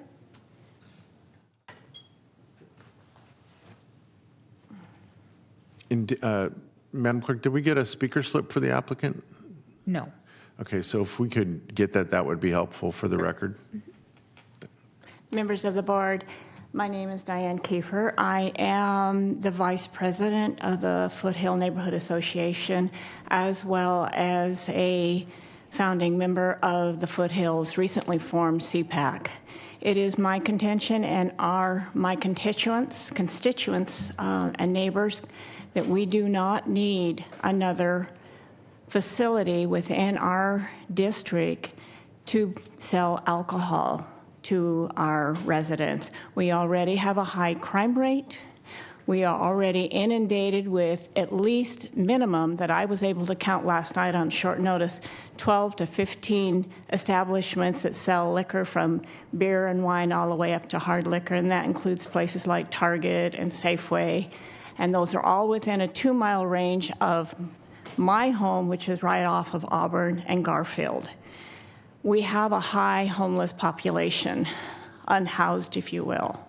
They take up residences in front of Circle K. They take up residences along the church. They take up residences by the dollar store, which used to be a Walgreens, and the homeless problems at the Walgreens drove out Walgreens, so we lost a standalone pharmacy in that area. I do not see that having an additional facility or business that sells alcohol is going to benefit the area in which they want to put it. We would rather see a grocery store without the use of any liquor licenses. And that comes from the people that I've actually talked to within my neighborhood. We are an older neighborhood, and it is not conducive to the well-being and the balance and the tenants and the homeowners that we wish to attract to our neighborhood. Our crime rate is too high. We want a better neighborhood. Thank you. Thank you.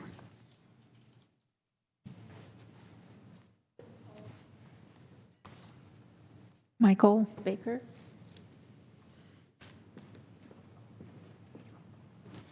Good afternoon, Supervisor Cerna. I enjoyed your Tower Bridge pictures on Facebook the other day. Thank you. My name is Mike Baker. I'm the president of the the Foothill Farms Neighborhood Association. I'm also the elected school board representative in which this area would sit in. A few months ago, you guys approved a CPAC, basically separating Foothill Farms from the Carmichael CPAC. Thank you for doing that. This is a prime example. To say that the community voted on this is false. There were 5 members of that panel from Carmichael, 0 members on that panel from Foothill Farms.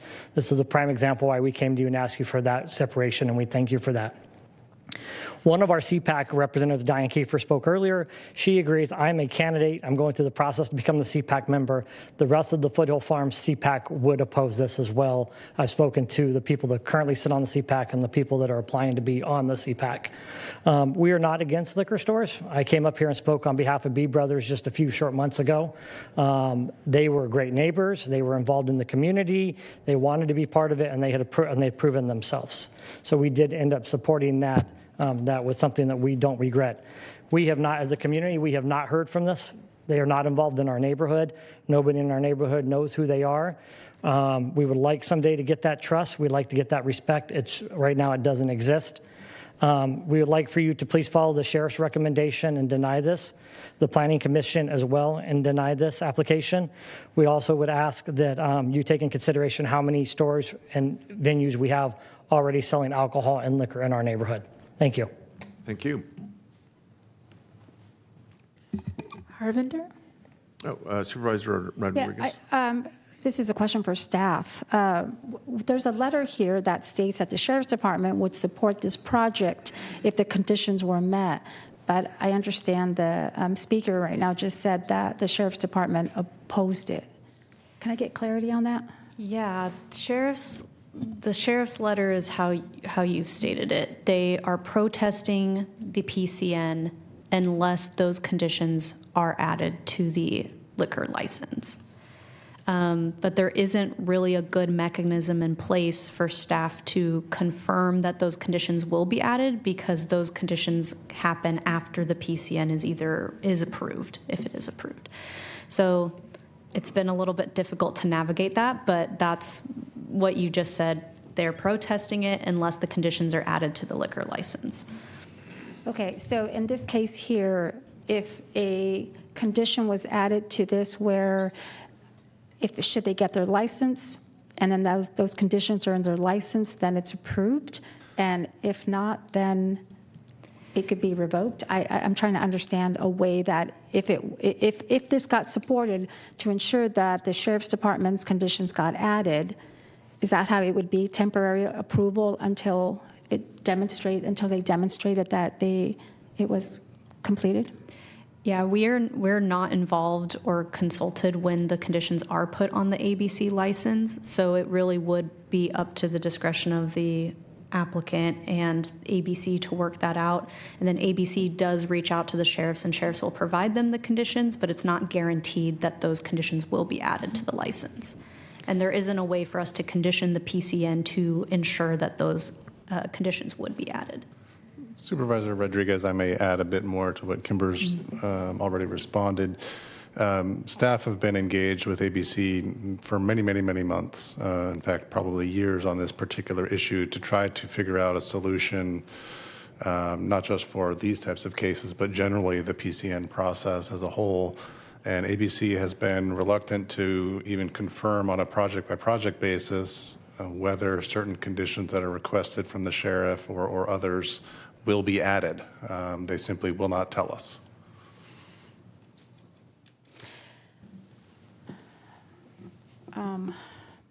Yeah, that's a bit of a challenge because you have business owners that want to do business that we benefit as a county. We benefit from the business that they do business with. And so, but in this case here, there's no way to do checks and balance. And so is that an issue that we can address at some point so that we can encourage people to do business in California? I may just jump in here. Dave DeFonte, Deputy County Executive. As Todd had mentioned, we've been talking about this, I think, for years, and this has come up time and time again with these PCN licenses. The very issue that Todd had just mentioned, that we really just have no control. If your board were to approve it, what happens after the fact? And we really, again, have no say in what conditions are applied or even maybe know what conditions are applied. So this is a well-known issue. We've tried to hit it again and again with the state, much to, really no avail, unfortunately. But to one of the original things that you had mentioned early on, as to the sheriff's letter, that is a very standard letter you'll see with pretty much every PCN license. I was going to call it perfunctory. It is, yeah, perfunctory is the right word, where they do generally oppose unless certain conditions are met. There are cases where PCNs need a use permit, and in those cases, we can actually condition the use permit here at the county. And then that gives us a level of certainty that those conditions are going to be imposed, and if they're not followed, then we have some recourse. Whereas in these scenarios, we just don't have that level of comfort or ability to ensure they're imposed or have any recourse. So it seems like the issue then is on our end where a PCN does not have the ability to have a condition. And is that something we can control that can be changed? No? The answer to your first question is yes. The answer to the second question is no, because we are, the board in this case is simply making a determination of whether the PCN should be issued. We have kind of brainstormed, not very broadly publicly, but the idea of adding some sort of land use control to these types of uses. But then that could be perceived as counter to the streamlining and that we're trying to achieve in what is now or already exists in this case a general commercial zone. Excuse me. I'm going to ask the applicant. You can have a seat. We're going to get through our speakers first, and then I'll give you an opportunity after they're done to come back up. And Supervisor, if I may just elaborate for your edification, the Constitution of California gives the state the exclusive right and power to license and regulate the manufacture, sale, purchase, possession, and transportation of alcoholic beverages. And they are also the only entity that is authorized to really impose conditions on a license relating to the privileges to be exercised under the license, the personal qualifications of the licensee, the conduct of the business, or the conditions condition of the premises, which will protect the public welfare and morals. So when the county in the past has made attempts to suggest or recommend or even place conditions on PCNs, we have gotten quickly reminded that we are trying to preempt the state's authority. And so, as Todd and Mr. DeFonte mentioned, our authority and our realm is within the land use mechanism. We use our use permit when that is applicable to impose conditions. But other than that, we do not have any authority to impose conditions on the PCN license. I mean, in my own personal experience, I'm a business owner with the alcohol license, and ABC is pretty top-notch. Like, they are, in my opinion, they are pretty much on top of it.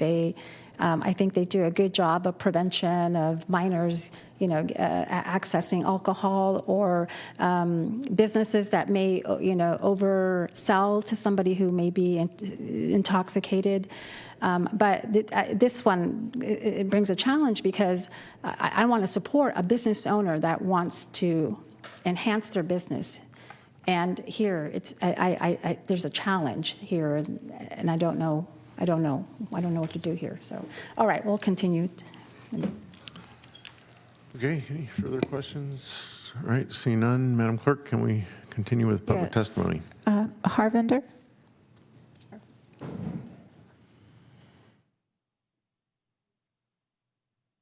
Good afternoon, everybody. My name is Harvinder Singh. I own the liquor store, just not too far from their location. And this location, I'm here for 17 years. I see in this location up and down so many times. And they have making mistake. I think they lost the license back a couple years ago, I think, 2-3 years ago. After that, they're still making mistakes. After 2 o'clock, 3 o'clock in the morning, I heard they're still selling liquor. And I don't know, this is not fair for those people who want to do the right thing, and you are doing the wrong thing, on the wrong side. And I heard a lot of wrong things about it. It's not I'm on the liquor store, that's what I'm saying, but it's from the public around the people over there. That's what they're saying. They're selling a lot of stuff, different stuff in there. You're not supposed to sell over there. If you lost the liquor license, that means it's done. You can't sell liquor. But they're still selling liquor there. Right now, they're still selling liquor. Those people, they know. They give them some code words. They still sell liquor. When they lost the license, I think they have the liquor in the stock. They want to sell to the public, and they're still selling it. And I'm not making this up. You guys, I don't know, ABC is not going over there checking anything, but this needs to be, because too many liquor stores in the area. Way too many. Everybody have to survive.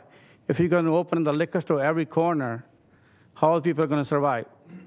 Is every store, just in the area there, I think we have 10 stores are selling liquor. It's not one store, it's like 10 stores around there is selling liquor right now. It's hard to survive. And mostly this economy is you cannot survive. Thank you. Great, thank you. Jesse?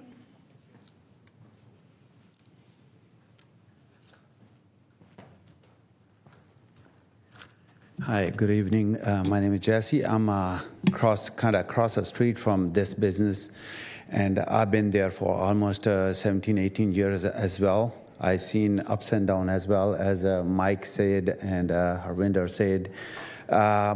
I heard all the same comments from all the people, my neighbor, because I know all the family. My family grew up with their kids and my kids, they grew up together.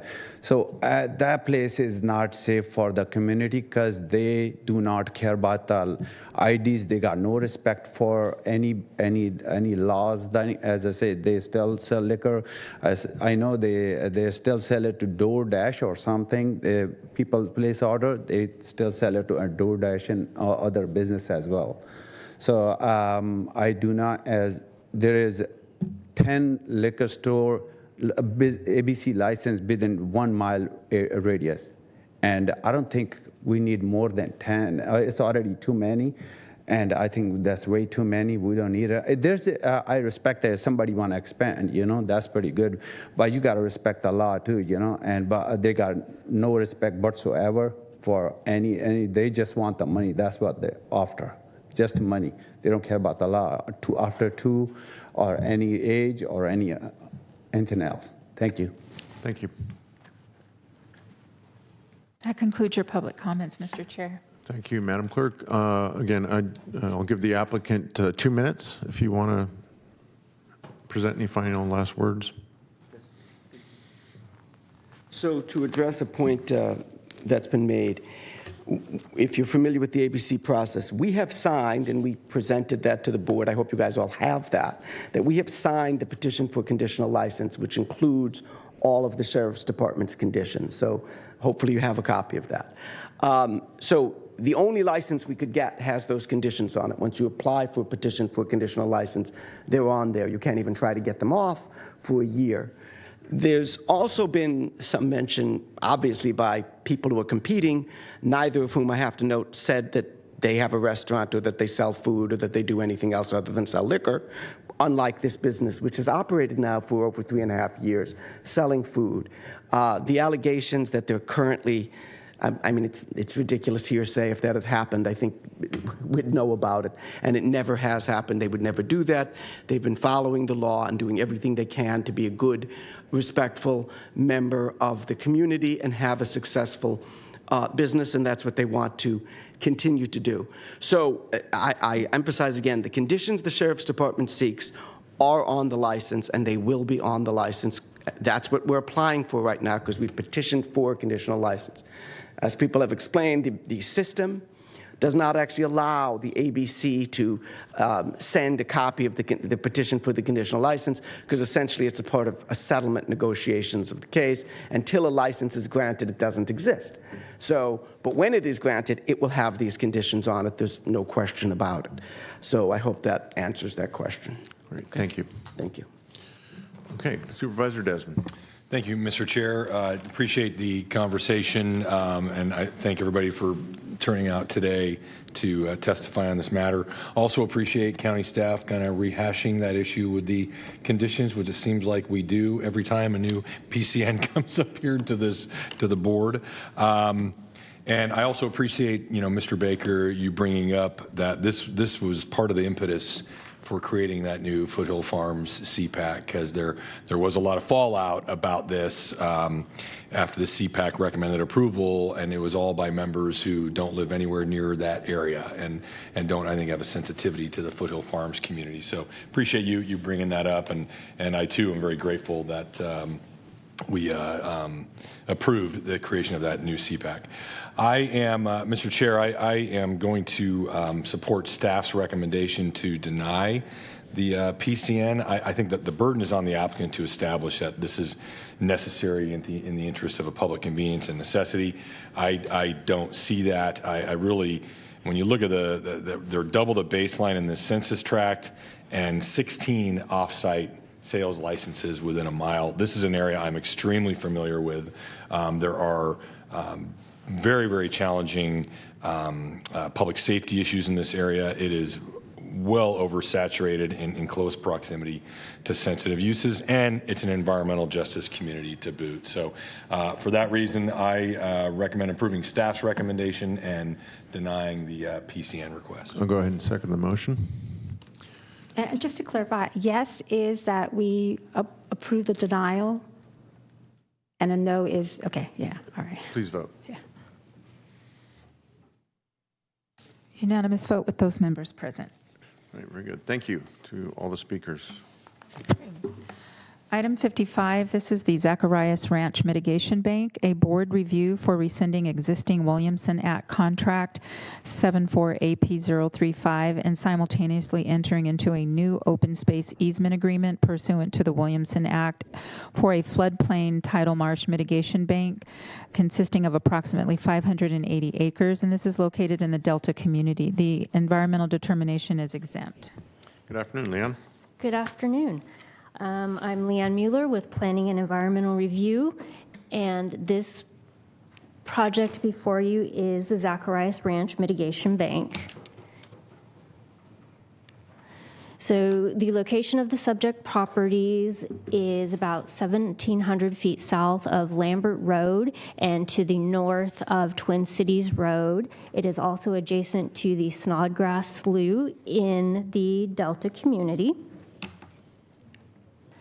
So these properties are zoned for agricultural 80, and they are located immediately bordered to the west by the Snodgrass Slough and also to the south. And that slough is a tidal backwater system which has connection to the McCollum River. You will note that the properties to the east and the west also have an Ag 80 zoning designation, and they're generally used for row crops and vineyards. To the south, again, we have that Snodgrass Slough open space, and there are some AG 80 zoned properties that are used for row crops and habitat. To the north, it is generally zoned Ag 20, and there are orchards and row crops, but I would like to note that at the north tip of that property, it is very close to the Stone Lakes National Wildlife Refuge, and then additionally further to the south, there is some habitat land that is owned by the state of California. So it's kind of a mixed bag out there. Okay, I wanted to share this, which is a farmland mapping, and on the left, you can see this is the farmland mapping that the Department of Conservation prepares. And the dark green is considered prime farmland, which is the best. And then there are also areas of unique farmland and then farmland of statewide importance. On the right, as you'll see, in 2020, the Department of Conservation started noticing that there were fallow areas associated with that property. So then what will happen is, because they are fallow and continuing to be fallow, they will ultimately be downgraded from prime farmland if there's not an agricultural use on those. So ultimately, in our conversations with Department of Conservation staff, if there isn't active agricultural uses occurring on it by 2026, it would no longer be designated as prime farmland. Leanne, before you leave the slide, Yes. I'm gonna geek out a little bit here because I actually did an internship when I was doing my undergrad work here at Sac State, and I worked for the FMMP program.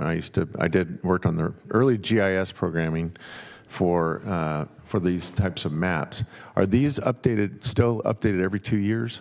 They are updated every 2 years, but what we're finding is that they're on 2024, but really it's like the 2020 maps that are published right Okay. now, so they tend to lag a little bit behind. Right. So I think it's important to note that just because we see a snapshot here in terms of the categories of farmland, whether it be unique or statewide importance or other classifications, based on how those lands are used in agricultural rotation, that could change, and it could change hypothetically every 2 years. It can, yes. Okay, so I just think it's worth noting that we're looking at a point in time. We're not looking at a permanency in terms of the use. Correct. It is a point in time, but I think what we are trying to show is that given the nature of this property, that it is becoming increasingly fallow due to the challenges, and the state is recognizing that, as is the county, Sure. as far as the productivity of the farmland. Gotcha. Thank you. So we would note that this property is currently under a Williamson Act contract, and the applicant, which is Westervelt Ecological Services, is proposing to convert the row crops that are occurring on the site to a tidal marsh for habitat mitigation. Open space in the County Williamson Acts is specifically excluded as a compatible use. But William Act statute does permit, like, the rescission of a Williamson Act contract and entering into an open space easement agreement, provided that the county takes certain steps. So the applicant is proposing to rescind that contract and enter into the open space easement agreement to convert it to the tidal marsh. And I would also like to note that our zoning code does permit wildlife preserves in the Ag 80 zoning district, so the entitlement that you are dealing with is that Williamson Act conversion today. So as I said, this item is a board review for the board potentially to rescind that existing Williamson Act contract and then simultaneously enter into a new open space easement agreement pursuant to the Williamson Act so that they can use this site as a floodplain tidal marsh for that 580 acres. So we did prepare a notice of exemption for this project pursuant to CEQA section 15183 and 15317. So this is an exemption for consistency with our general plan, so it does allow us to apply mitigation measures. So we will be applying mitigation measures through an MRP for biological resources and then archaeological resources, including tribal cultural resources. I wanted to share this, which is the site plan for the site, and it would allow them, and what they're proposing is to breach the existing farmland levee that's along there in two places and allow it to flood, and then there would be a series of constructed channels and then uplands associated with that. This is a better view of what it would ultimately end up looking like. So we did take this to the county's Agricultural Advisory Committee, and they did consider the request in September of 2024, and they did vote to recommend approval of the project, but they wanted us to require mitigation for the loss of agricultural land. Additionally, we would note that they submitted a certificate of consistency with the Delta Plan to the Delta Stewardship Council in March of 2025. There was a 30-day public review associated with that, and there were no comments received, and at the end of that time period, they did get a certificate of consistency, and that was done on April 21st of 2025. So one thing we would note is that the Williamson Act statute does permit a contract to be rescinded, and then they can enter into an open space easement agreement, provided that the Board of Supervisors, by resolution, finds that the preservation of the open land is consistent with the general plan and that the land is valuable as open space. Staff believes that this finding can be made because the property has been subject to periodic flooding, and it has been resulting in diminishing agricultural value of the property. For example, they've indicated to us that they've had to grow less and less valuable row crops associated with it. We would also note that it is adjacent to other preserves in the area, again, Stone Lakes, and then land to the north, and then land that is owned by the state to the south. Lastly, we find that it is consistent with the Delta Protection Act Policy P2, and this policy specifically states that the conversion of land to non-agriculturally oriented uses should occur first where that productivity and the agricultural values are the lowest, which the applicant has indicated by the flooding and their inability to grow high-value crops. And we would also note that the Delta Reform Act also establishes a policy of restoring the Delta ecosystem, which this project will do. So therefore, we are asking that the board recognize that the project is exempt from the California Environmental Quality Act and the guidelines, that you approve the rescission of the Williamson Act contract, and then you adopt the resolution to accept an open space easement agreement, and then you allow to enter into that open space easement agreement. I can answer any additional questions that you have, and then Hal Holland from Westervelt is here. He has a brief presentation, and he can also answer any questions. Very good. Thank you, Leanne. Thank you. Supervisor Hume. Thank you, Chair. I have just a couple of questions, and I'm hoping you can answer them, Leanne. Otherwise, I'll wait, and maybe Mr. Holland can. Okay. The first has to do with the rescission of the Williamson Act. Mm-hmm. Because the Board of Supervisors adopts this resolution declaring it to implement a new open space agreement, that does away with the 10-year wait time to negate the Williamson Act? It does not. So when you enter into the open space easement agreement, it would be for the same time period as the Williamson Act, so it would then be on that continuing 10-year time cycle. I see. So it's considered more or less... it's like a swap. Yeah, okay. That's a great word for it. And then my second question is, I know that the previous owner of this parcel was Parker Did they receive mitigation credits for purchasing this parcel prior to this conversion into wetland space? I can't answer that question. It'll have to be Mr. Holland. Maybe Hal can. Okay, thank you. Any other questions? All right, seeing none. Thank you again, Leanne.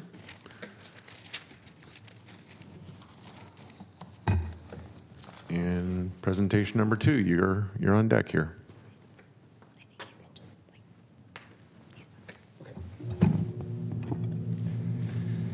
Great, thank you so much. My name is Hal Holland. I'm the Western Region Director for Westerveld Ecological Services. I oversee all of our operations in California. I do have a brief slide presentation. Let's see if we could pull it up. Okay.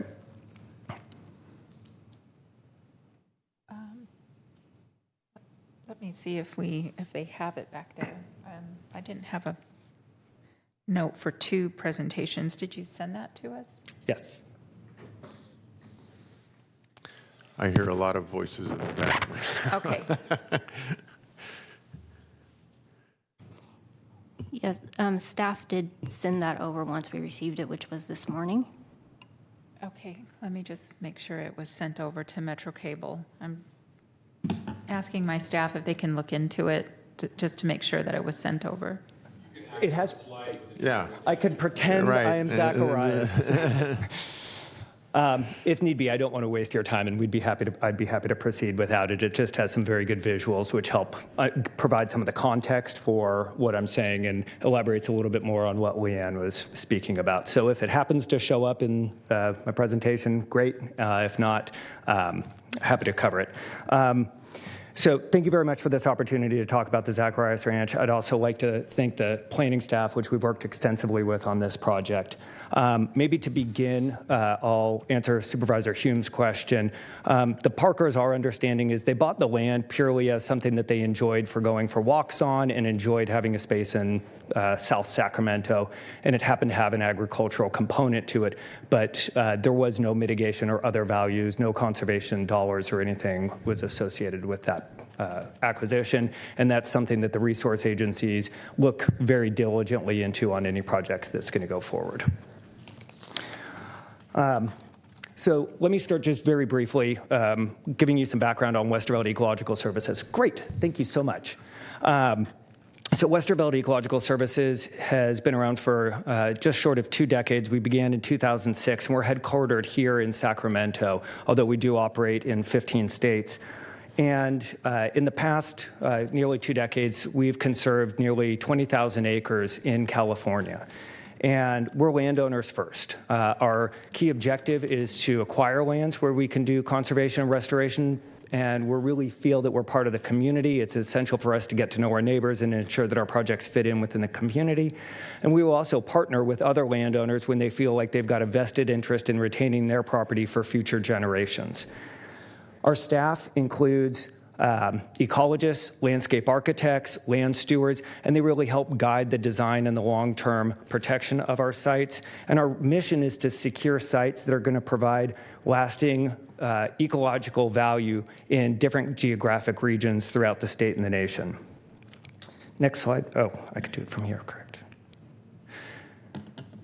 So one of the key areas of focus for us, because we are headquartered here in Sacramento, is the Cosumnes and Stone Lake Preserve. It has the Cosumnes River that flows through the center of it. The Cosumnes River is one of the last undammed Sierra rivers that flows all the way from the Sierras down to the ocean. And beginning in 1987, there's been an initiative to conserve now over 50,000 acres of land along the Cosumnes Preserve. It's a combination of nonprofits, state, local, and federal agencies, and Westerveld is the only private partner within the Cosumnes Preserve. Since we started working on projects in 2008, we've added 1,500 acres to the Cosumnes Preserve. You can see those highlighted in yellow, and they're really filling in gaps and critical linkages that otherwise were not going to be included within that system. One of the key things to note, and Leanne mentioned, is the Zacharias Ranch Bank provides a missing linkage between the Stone Lakes National Wildlife Refuge and the Cosumnes Preserve. And I think that's pretty important for this regional connectivity and for ecological values. So a key factor in our approach is working with willing landowners. And oftentimes the landowners, one of the critical factors that have run through all these projects along the Cosumnes Preserve is the diminishing agricultural value due to flooding and due to ongoing challenges with hydrology. So the images that you see run a span of time over 15 years. And what you can see is the dark signatures on these figures show where we've got elevated groundwater levels or surface ponding water. And that makes it really hard to grow crops. And the last figure in 2024, you could see it's in June, it still hasn't been planted. And it's due to that high groundwater level. We weren't able to get crops started on it until late summer.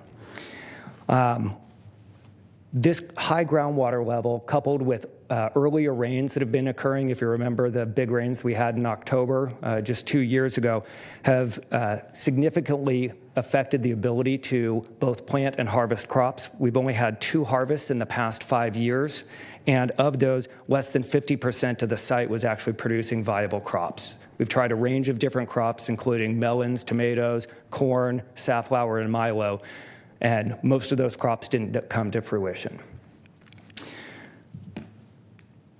More significantly, this site has a problem with flooding. This site has flooded completely 6 times in the past 40 years.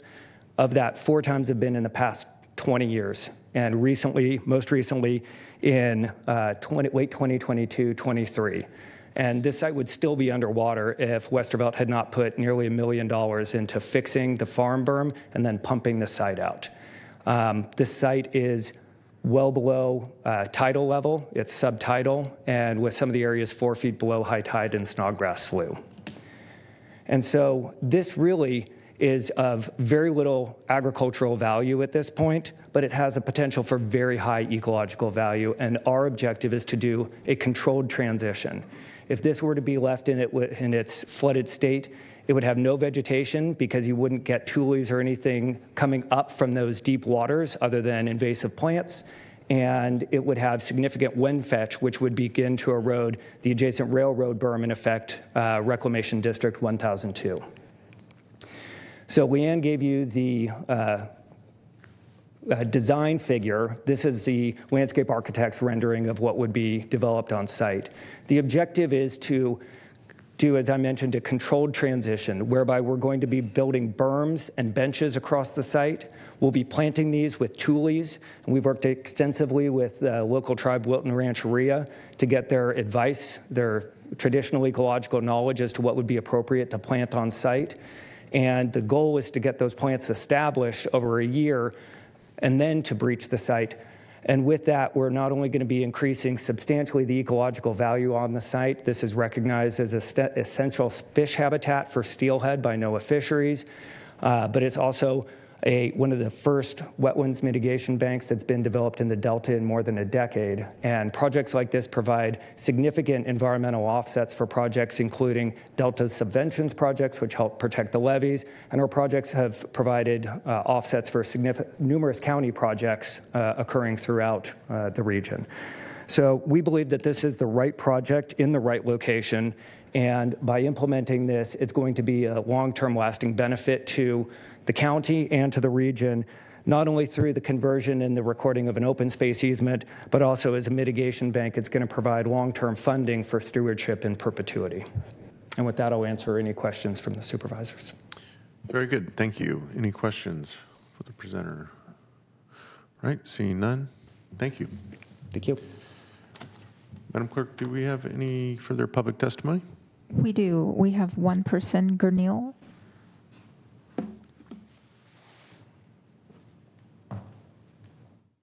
Hello, supervisors. If I may ask before I begin, can we go back 2 slides really quick?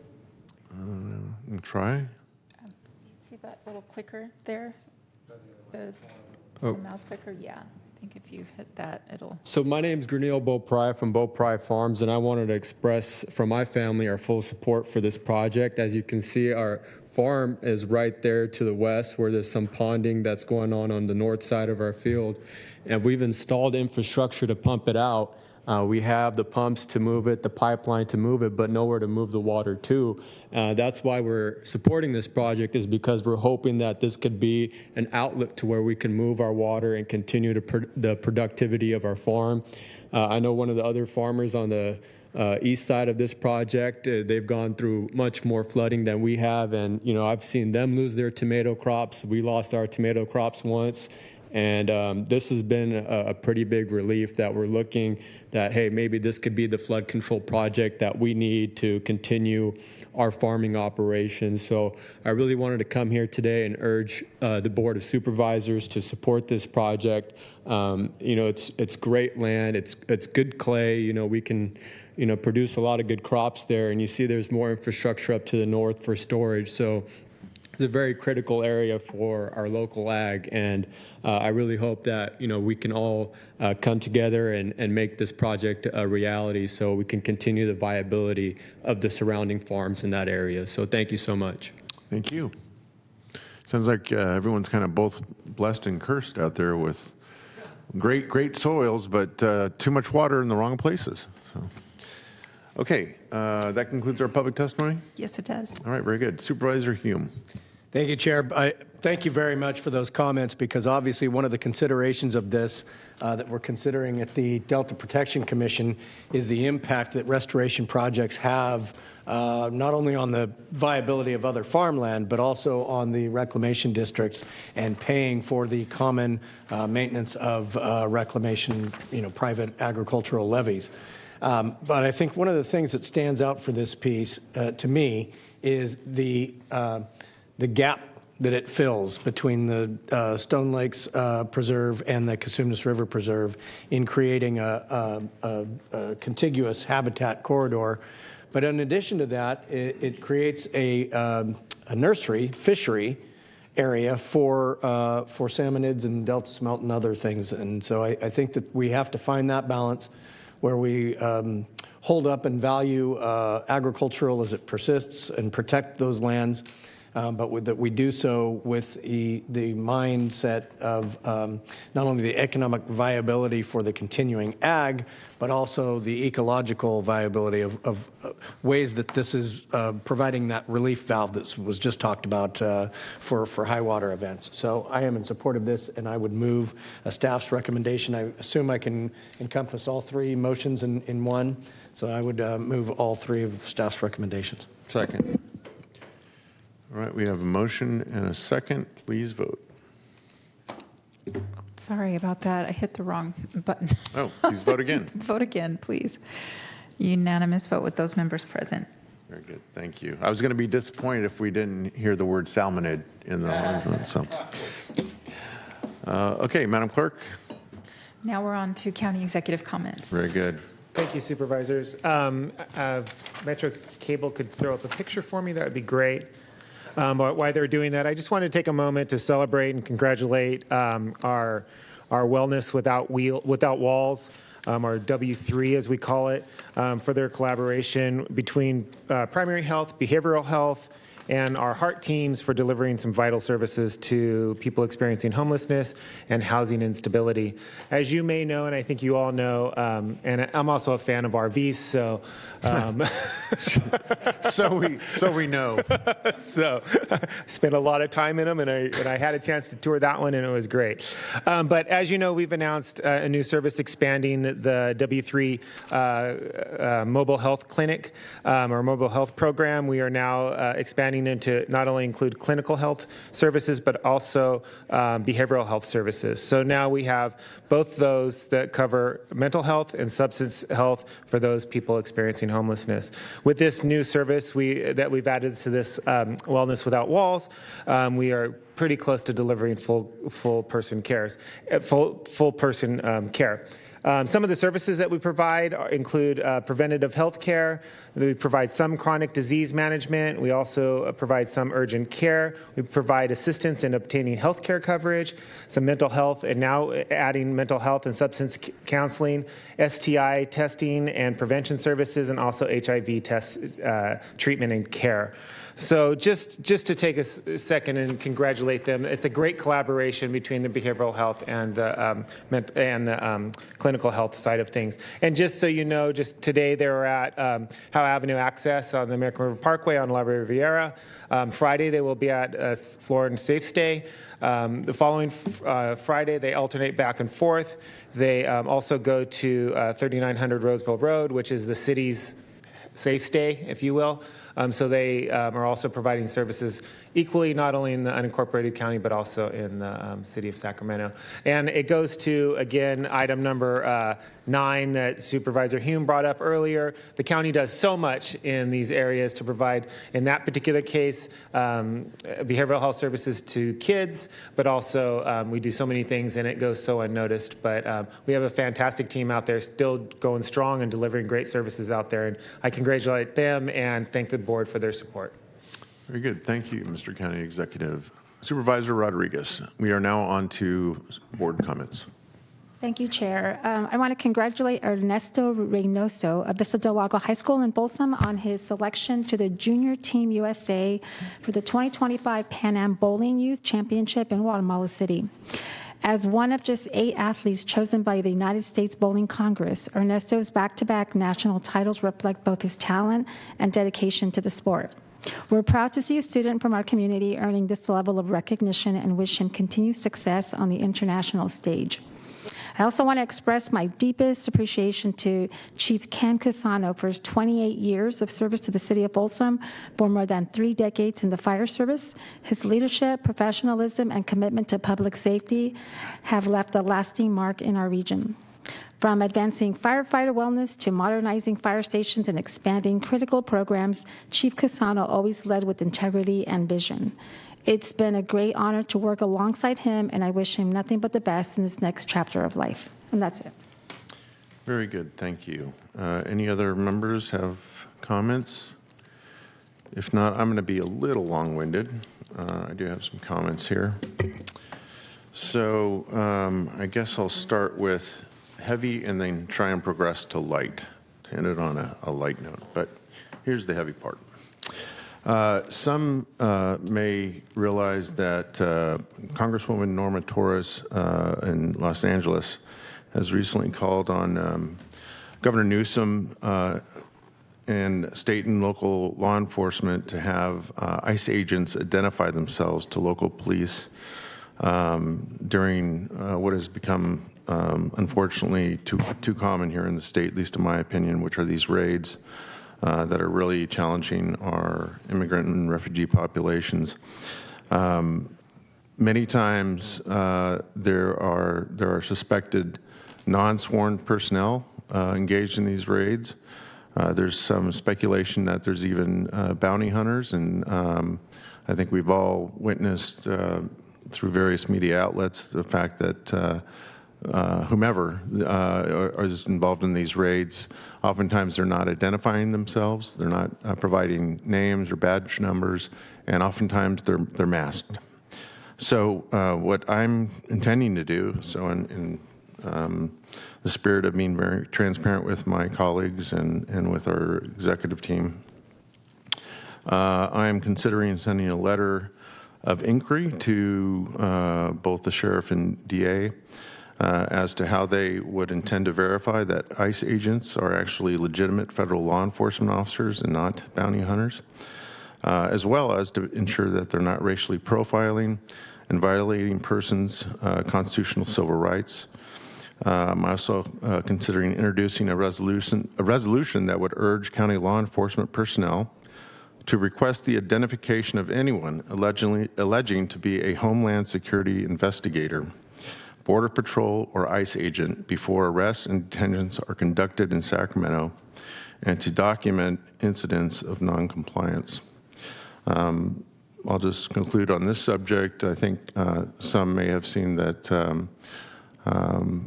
in response to the unfortunate incidents that we all saw last week at a South Sacramento Home Depot where U.S. Border Patrol agents engaged in raids, again, to further the Trump administration's intent on what I would, again, in my opinion, say is persecuting unnecessarily our immigrant population, separating families, and otherwise causing chaos and heartbreak when it's and where it's not needed.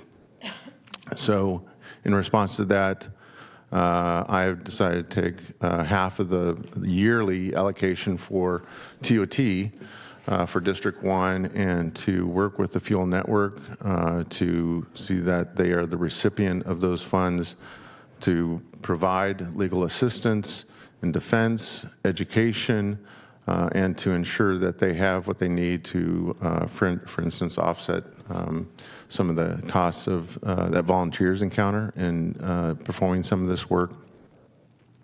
And I've offered that as not just District 1 to check a box and be done with it, but to offer it as a bit of a challenge to all of our elected individuals that are serving here locally at the state and federal levels to dig a little deeper and consider that we have a subset of the people that we represent, the immigrant population that is really being unfairly targeted. So I just wanted to make that clear, again, in the spirit of transparency as to what I intend to do. So now I will move on to some lighter fare. First of all, I'd like to take a few moments to highlight something very special that's happening right here in the Sacramento County Board of Supervisors chambers. Sacramento County proudly sponsors, as we all know, biannual art exhibitions in the space, and currently featured on the back walls is a powerful and visually stunning exhibit titled A Culture of Light and Color, the transcendent work of Stan Padilla. This will be on view through December 2025. This exhibit was curated under the thematic umbrella of the Royal Chicano Air Force, a groundbreaking collective of Chicano artists and activists founded here in Sacramento. Padilla's longstanding connection to the RCAF and his dedication to creative advocacy make this collection not just art, but a cultural offering to our entire community. The exhibit invites you on an immersive journey through culture, symbolism, and visionary storytelling. Rooted in the theme of ancient future, Stan Padilla's work beautifully weaves together indigenous knowledge, spiritual reflection, and luminous creativity. A respected multimedia artist, cultural activist, educator, and member of the Royal Chicano Air Force, Padilla has spent over 5 decades mentoring youth and creating transformative art that reflects both personal and collective growth. Currently based in the Sierra foothills, Padilla continues his role as an artistic and cultural mentor for the United Auburn Indian Community Tribal School in Loomis. His heritage, both Chicano and indigenous, influence his work, which centers around themes of healing, renewal, and cultural education. Visitors are welcome to view the artwork during scheduled public meetings, and I hope you'll take a moment to experience this extraordinary exhibition. And I also want to, in that same spirit, thank Crystal Bethke, our Economic Development Director, and some of her staff, most notably, because I asked my chief to remind me, Lori Kemps, who has been the art curator for 10 plus years. So thanks to everyone who helps us, not just this time, but always with finding appropriate artists and artwork to grace these hallowed chambers. And it's really kind of selfish, but we're the ones that get to look at this beautiful artwork for long periods of time sometime during our meetings. So thank you to the artists and the folks here in Sacramento County that work with them to bring us this beautiful collection. And then finally, this is Flo Evans' last meeting as our clerk of the board. And I know we had a bit of fanfare a few weeks ago, noting that she's going to become, she's not going far, she's going to become our county clerk. And I just want to say, as chair and as someone who has had the good fortune to work with Flo for several years, I don't even know how many years it's been. About 14. 14 years? Mm-hmm. Cindy was here up until, what, 2012 maybe? Yeah, I think I started in 2011. Yeah, okay. So I'm really feeling like I'm losing my safety net here when especially when I'm chairing and even when I'm not. But you've just been a fantastic presence here to get us through these meetings. And again, I'll just repeat a little bit of what I said 2 weeks ago, but there's so much that people don't see, understand, and acknowledge that goes on way behind the scenes in preparation for the meetings.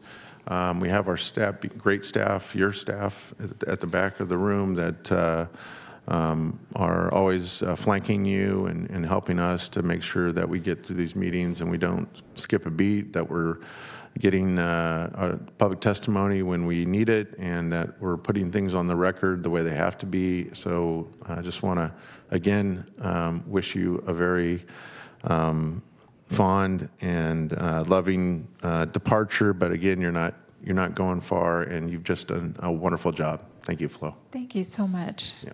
I will miss every single one of you. Supervisor Hume. Thank you, Chair. First of all, I just wanted to say I did not work with you for 14 years or however long that was, but you've been amazing, and we're going to miss you for at least not seeing your face as often as we have otherwise.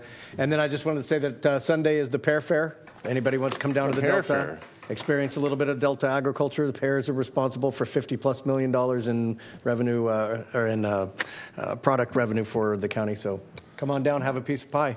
Good reminder. Thank you. All right. If there is no further business before this board, we are adjourned.